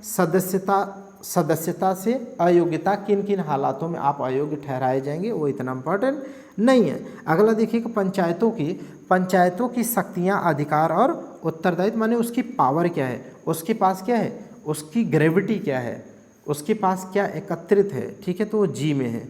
उसकी ग्रेविटी क्या है, उसके पास पावर क्या है, उसके कार्य क्या है, ठीक है, तो ग्रेविटी से संबंधित है जी। एच की बात कर ले, ठीक है, तो थोड़ी सी हट के बात है। एच क्या है? थोड़ी सी हट के बात है। हट के बात ये है कि इसे क्या है, आर्थिक रूप से सशक्त बनाने के लिए टैक्स लगाने तक की पावर दी गई है, ठीक है, तो करारोपण करने की शक्ति क्या है, ठीक है, पंचायतों को दी गई है। थोड़ा सा हट के ही आई मैंने बताया ना, आई इनकम आई, ठीक है, तो इनकम क्या है, तो वित्त आयोग के गठन की बात करेगा। जे क्या है? लेखा का अंकेक्षण है, माने जो आय व्यय है, ठीक है, उनका लेखा परीक्षण करना, ठीक है, खर्च का लेखा परीक्षण करना। के मोस्ट इम्पॉर्टेंट है, देखो आई मोस्ट इम्पॉर्टेंट है, के मोस्ट इम्पॉर्टेंट है, सी मोस्ट इम्पॉर्टेंट है, डी इम्पॉर्टेंट है, ठीक है। तो के अभी मैंने बताया के करा दो ना, क्या करा दो भाई, यार चुनाव कराओ ना यार, एकदम कंटिन्यू 5 वर्ष पे नियमित चुनाव कराओ ताकि अच्छा देश विकास कर सके। करा दो, चुनाव करा दो भाई, शांति से प्यार से कह रहा हूँ। अब देखिए एल, ठीक है, 243 एल क्या है, संघीय क्षेत्रों पर लागू होना, इतना इम्पोर्टेंट है। एम देख लीजिएगा, कुछ मामलों पर लागू न होना, अभी जो हम लोग बात की जैसे मेमिना अंग्रेजी बोलता है, ठीक है, वहाँ लागू नहीं होता। मणिपुर पर्वतीय क्षेत्र में, दार्जिलिंग के पर्वतीय क्षेत्र में नहीं लागू होता, बोलते बोलते याद कर डालो भाई, ठीक है। तो ये उतना आर्टिकल इंपॉर्टेंट नहीं है। एन क्या है, 243 एन पहले से लागू होने वाले जितने भी पंचायतों से संबंधित कानून है जो इस संविधान के संवैधानिक दर्जा होने के पहले, तो वो यथावत रहेंगे, वो भी इम्पोर्टेंट नहीं है। 243 का ओ क्या है भैया, चुनावी विवाद पर न्यायालय के हस्तक्षेप पर रोक लगाई गई है, माने वैसे सब जगह क्या है, अभी हम लोगों ने पढ़ा था संघ की कार्यपालिका, जिसमें हम लोगों ने पढ़ा था कि अगर कोई भी सदस्य अनुच्छेद 101 और अनुच्छेद 102 के तहत अनर्ह या निहर माने डिस्क्वालीफाई के आधार पर आता है तो 103 आर्टिकल के तहत राष्ट्रपति निर्वाचन आयोग की सिफारिश पर उसे अयोग्य घोषित करेगा, ठीक है। तो यहाँ पर क्या है, देखो चुनावी विवाद क्या है, अच्छा ऐसे ही राष्ट्रपति के चुनाव, उपराष्ट्रपति के चुनाव से संबंधित अगर विवाद उत्पन्न हो तो अंतिम निर्णय सुप्रीम कोर्ट को देना होता है। ऐसे ही यहाँ पर न्यायालय को न देकर के क्या है, हम लोगों ने पढ़ा अभी इसके पहले कि विधानमंडल के द्वारा यह एक प्राधिकारी को नियुक्त किया जाता है, वही निर्णय देता है। नगरीय प्रशासन देख लीजिए, पंचायतों वाला हो गया, तब नगर वाला देख लीजिए। नगर में भी त्रिस्तरीय है, सबसे नीचे स्तर पर क्या आता है, नगर पंचायत, ऊपर उसके बीच में मतलब आता है नगर पालिका परिषद, नगर पालिका परिषद, उसके बाद सबसे टॉप पे जिला परिषद की तरह नगर निगम होता है। और यहाँ पर भी मैं बता देता हूँ सभी के सदस्यों का निर्वाचन कैसे होता है, वहाँ की जनता के द्वारा प्रत्यक्ष से होता है, जबकि इनके अध्यक्ष की बात करें तो वो लोग जो प्रत्यक्ष रूप से चुने जाते हैं वही सदस्य मिल करके निर्वाचन करते हैं या चुनाव करते हैं, किसका, इनके अपने अध्यक्ष का। नगर निगम का जो अध्यक्ष होता है उसी को क्या कहते हैं, मेयर। क्या बोलते हैं, मेयर भी बोलते हैं, ठीक है। अच्छा, मेयर का भी चुनाव कहीं कहीं क्या होता है, इनडायरेक्ट होता है, माने जितने वार्ड के सदस्य होते हैं ना, ठीक है, जितने जीत के आते हैं वो लोग निर्वाचन करते हैं, माने चुनाव करते हैं मेयर का। लेकिन कहीं कहीं पर क्या है, मेयर का डायरेक्ट वोट पड़ता है, ठीक है, उस नगर निगम के। अब ये मैं बता दे रहा हूँ कि कहीं पर डायरेक्ट होता है, कहीं पर इनडायरेक्ट होता है, तो ये कौन तय करेगा कि डायरेक्ट कहाँ होगा, कहाँ पे इनडायरेक्ट होगा। तो अभी बताया कि इससे संबंधित सभी विधि निर्माण शक्तियाँ किसके पास है, तो विधानमंडल के पास है। अलग अलग राज्यों ने अपने अपने यहाँ विधानमंडल के द्वारा ऐसे ऐसे नियम बनाया है, ठीक है। अगला देखिएगा, पृष्ठभूमि की बात कर ले, जो फैक्ट आते हैं वो देख लीजिए। इसमें ये है कि सर्वप्रथम 1687 में मद्रास में नगर निगम की व्यवस्था की गई थी। ये प्री में आया हुआ सवाल ये वाला, ठीक है, इसे याद रख लेना। और 73 के चार्टर एक्ट, ये पेपर में आता है कि 73 के चार्टर एक्ट से नगर निगम कहाँ पर व्यवस्था नहीं की गई थी, तो आप मद्रास, कलकत्ता और बम्बई 3 में इनकी प्रेसिडेंसियाँ थी। इन प्रेसिडेंसियों के कारण ही इनमें, ठीक है, नगर निगम की व्यवस्था इन लोगों ने किया था। तो ये इसके अलावा जो नहीं होगा वो ऑप्शन में नहीं आएगा, आंसर कर देंगे, नहीं है। स्वतंत्रता के पश्चात नगर निगम से संबंधित क्या प्रावधान किए गए, तो स्वतंत्रता के पहले अंग्रेजों के द्वारा हो। इसके पहले अभी बता दिया कि 64वां संविधान संशोधन के लिए पंचायत के लिए राजीव गांधी ने विधेयक लाया था, जबकि 65वें संविधान संशोधन विधेयक 1989 के द्वारा क्या है, नगर निगम को संवैधानिक दर्जा देने के लिए तात्कालिक प्रधानमंत्री राजीव गांधी जी लाए थे, लेकिन वह राज्यसभा में पास नहीं हो पाया, माने विफल हो गया था ये भी, ठीक है। तो लेकिन आगे उसमें भी क्या था, 73वां संविधान संशोधन से पंचायत और 74वां संविधान संशोधन 1922 से क्या हो गया, नगर पालिका, ठीक है, नगर पालिका की व्यवस्था की गई। तो अब इसमें देख लीजिएगा ये एक्ट कब पारित हुआ था, तो 20 अप्रैल 1993 को, लेकिन लागू कब हुआ था, तो वो 24 अप्रैल 1993 को लागू हुआ। लेकिन ये कब लागू हुआ था, यह लागू था 1 जून 1993 को। एक्ट आया 1992, लेकिन लागू हुए 93 में। ये सब सवाल आते हैं। ठीक, आगे देख लीजिएगा। 74वां संविधान संशोधन में क्या प्रावधान किए गए? जैसे इसके पहले आपने पढ़ा कि भाग 9 जुड़ा था, तो यहाँ 9 क जुड़ा। कुल अनुच्छेद वहाँ 16 जुड़े थे पंचायत में, तो यहाँ पर 18 जुड़े। कुल वहाँ पर विषय 29 जुड़े थे, 29 को संवैधानिक दर्जा दिया गया पंचायतों को, यहाँ पर 18 है। 18 अनुच्छेद और 18 ही विषय हैं, वहाँ पर 16 विषय, 29 विषय 16 अनुच्छेद। और वहाँ पर क्या है, 243 से लेकर के 243 ओ तक आर्टिकल था, 16 आर्टिकल। लेकिन यहाँ पर क्या है, अब पी से लेकर के जेड जी तक, पी से लेकर के जेड जी तक कुल 18 अनुच्छेद हैं। ठीक है, आगे देख लीजिएगा। इसमें क्या है, नगर पालिका का गठन। नगर पालिका का गठन सेम वैसा ही है, 3 स्तरीय है। नगर पंचायत, नगर पालिका परिषद, नगर निगम। और एक केवल आपको समझना है, कौन सा, ये वाला, ग्रामीण से नगरीय परिवर्तन जहाँ होता है, जहाँ ग्रामीण से नगरीय परिवर्तन होता है, ठीक है, जहाँ ग्रामीण से नगरीय परिवर्तन होने लगता है, उसी को नगर पंचायत की श्रेणी में डाला जाता है। और नगर पालिका परिषद जो छोटे नगर होते हैं उनको कहा जाता है, और जो बड़े नगर हैं उन्हें वहाँ पर किसकी व्यवस्था होती है, नगर निगम की। जैसे अब इसमें याद रखना कि नगर निगम के लिए एटलीस्ट क्या होना चाहिए, 5 लाख, कितनी 5 लाख, कितनी 5 लाख, ठीक है, कितनी 5 लाख, ओके।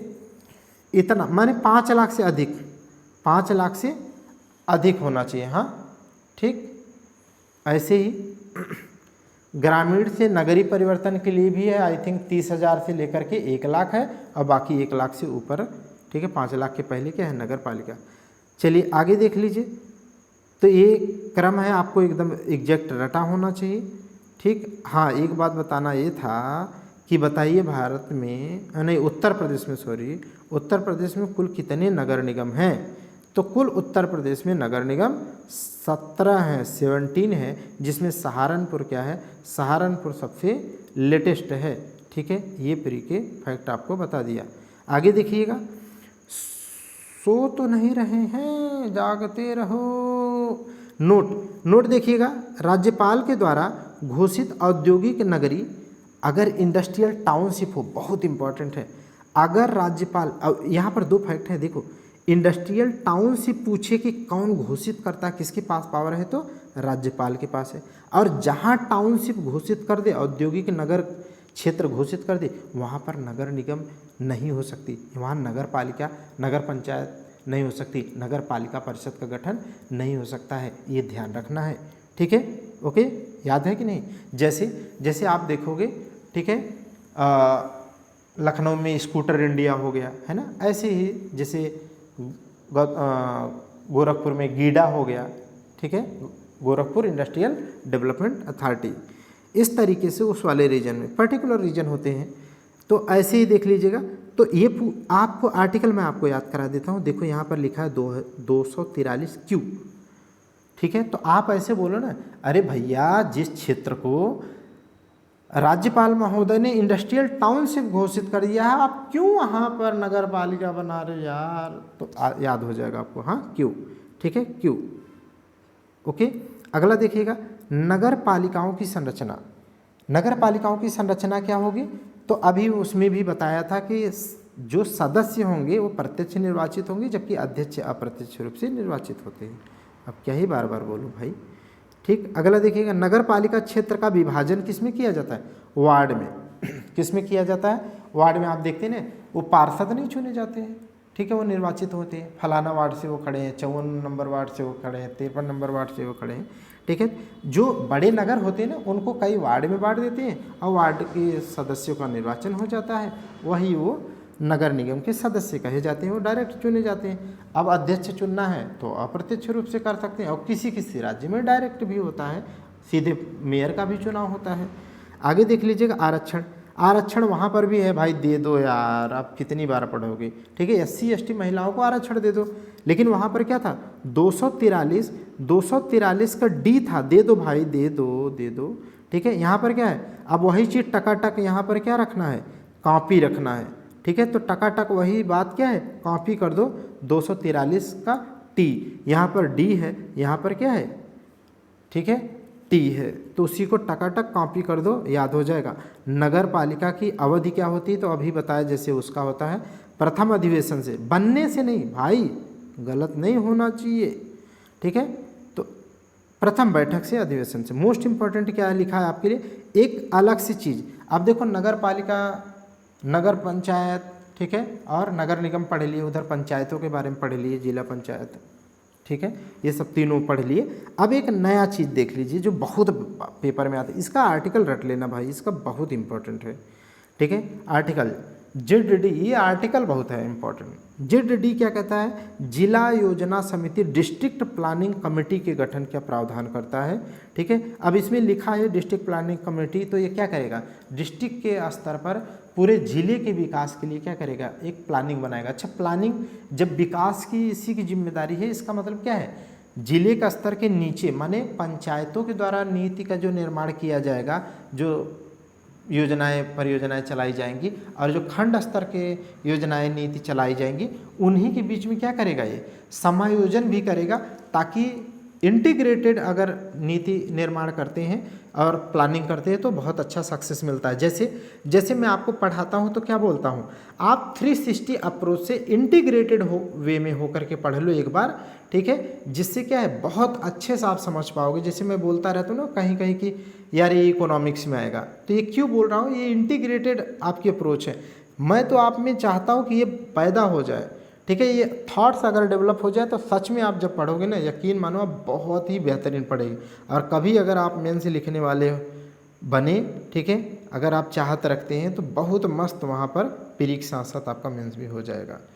प्रावधान की बात करें, हो चुका। कार्य क्या है, तो बताया पूरे जिले के विकास के लिए योजना का ड्राफ्ट तैयार करना, और नगर पालिका या पंचायतों की नीतियों की योजनाओं का क्या करना, इंटीग्रेट करना है, ताकि विकास हो सके। अगला देखिएगा, सहकारी समितियाँ। जब मैं भाग पढ़ा रहा था तब मैं इसके बारे में बहुत अच्छे से पढ़ाया था, आप भाग वाला चैप्टर देखेंगे तो हो जाएगा वहाँ पे।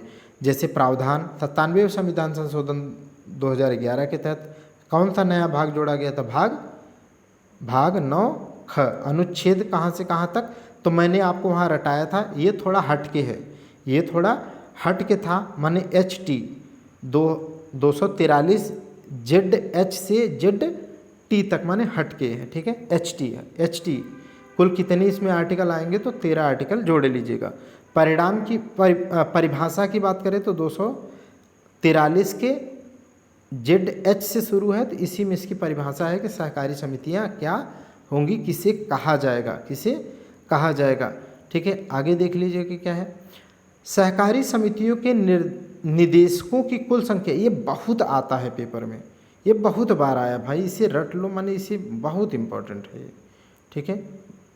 सहकारी समितियों में इससे इम्पोर्टेंट कुछ नहीं है, ठीक है। HT से ले मतलब HT है माने 243 ZH से ZT तक इसका आर्टिकल 13 है। और यहाँ पर देखिए, जो सहकारी समितियों के निदेशक होंगे ना, जो डायरेक्टर होंगे, निदेशक होंगे, उन निदेशकों की संख्या 21 से अधिक नहीं हो सकती, ये बहुत आता है, इसे रट लो भाई, 21 से अधिक नहीं हो सकता है, ठीक है भाई। हम इतनी रात को तो बिल नहीं अब पे करेंगे। चलिए, छावनी परिषद, यहाँ से भी सवाल बहुत आता है, कैंटोनमेंट बोर्ड, ठीक है, छावनी परिषद, ठीक है। आप जाएंगे देखेंगे, लखनऊ में क्या है, लखनऊ में कैंट एरिया बोलते हैं ना, तो यही एक कैंटोनमेंट बोर्ड, जैसे छावनी परिषद। अभी देखेंगे तो प्रारंभ में क्या है, छावनी परिषद अधिनियम 1924, छावनी परिषद अधिनियम 1924 आया था अंग्रेजों के समय, लेकिन वर्तमान में इसकी जगह क्या ले लिया है, छावनी परिषद अधिनियम 2006 ले लिया है, ठीक है। इसके तहत वर्तमान में कुल अगर देखा जाए भारत में, ठीक है, तो कितने छावनी या कैंटोनमेंट बोर्ड हैं, ठीक है, एरिया हैं, तो टोटल 62 है, ये रट लीजिएगा, कितने हैं, 62, ठीक है। अच्छा, जितने कैंटोनमेंट बोर्ड एरिया है ना, छावनी परिषद है ना, उनको 4 श्रेणी में इनका वर्गीकरण किया गया है। तो 4 क्या है, जनसंख्या के आधार पर इनका वर्गीकरण किया गया है। जैसे प्रथम श्रेणी के जो छावनी बोर्ड होते हैं उनमें जनसंख्या 50,000 से अधिक होती है, द्वितीय की होती है तो 10,000 से 5,000 तक 10,000 से 50,000 होती है। तृतीय श्रेणी के जो हों तो वहाँ से 25,000 से 10,000 तक हों। ठीक है, कितने? 25,000 से नहीं भाई, यहाँ पर क्या होना चाहिए? देख रहे हैं, देख रहा है ना विनोद, एक जीरो ज़्यादा ही लग गया है। ठीक है, ये है माने 2500 से 10,000 तक तृतीय श्रेणी में आएंगे। क्यों? क्योंकि चतुर्थ श्रेणी के कंटेनमेंट बोर्ड क्या होते हैं? 2500 से कम, 2500 से कम। ठीक है, तो ये चीज़ें ध्यान रखेंगे। आगे देख लीजिएगा, सदस्य। ठीक है, सदस्य क्या होते हैं इनके? तो निर्वाचित एवं आंशिक रूप से मनोनीत दोनों होते हैं। इनका कार्यकाल 3 वर्ष का होता है। लेकिन यहाँ इम्पॉर्टेंट है एक चीज़ और देख लीजिए, पोर्ट सिटी क्या होते हैं? पोर्ट सिटी का प्रावधान ये मोस्ट इम्पॉर्टेंट है। निम्नलिखित में कहाँ पोर्ट सिटी भारत में नहीं है, ये पूछा जाता है। ठीक है, तो आप याद रखेंगे मुंबई, चेन्नई, कोलकाता में जो है पोर्ट सिटी, ठीक है, पत्तन शहर बनाया गया है।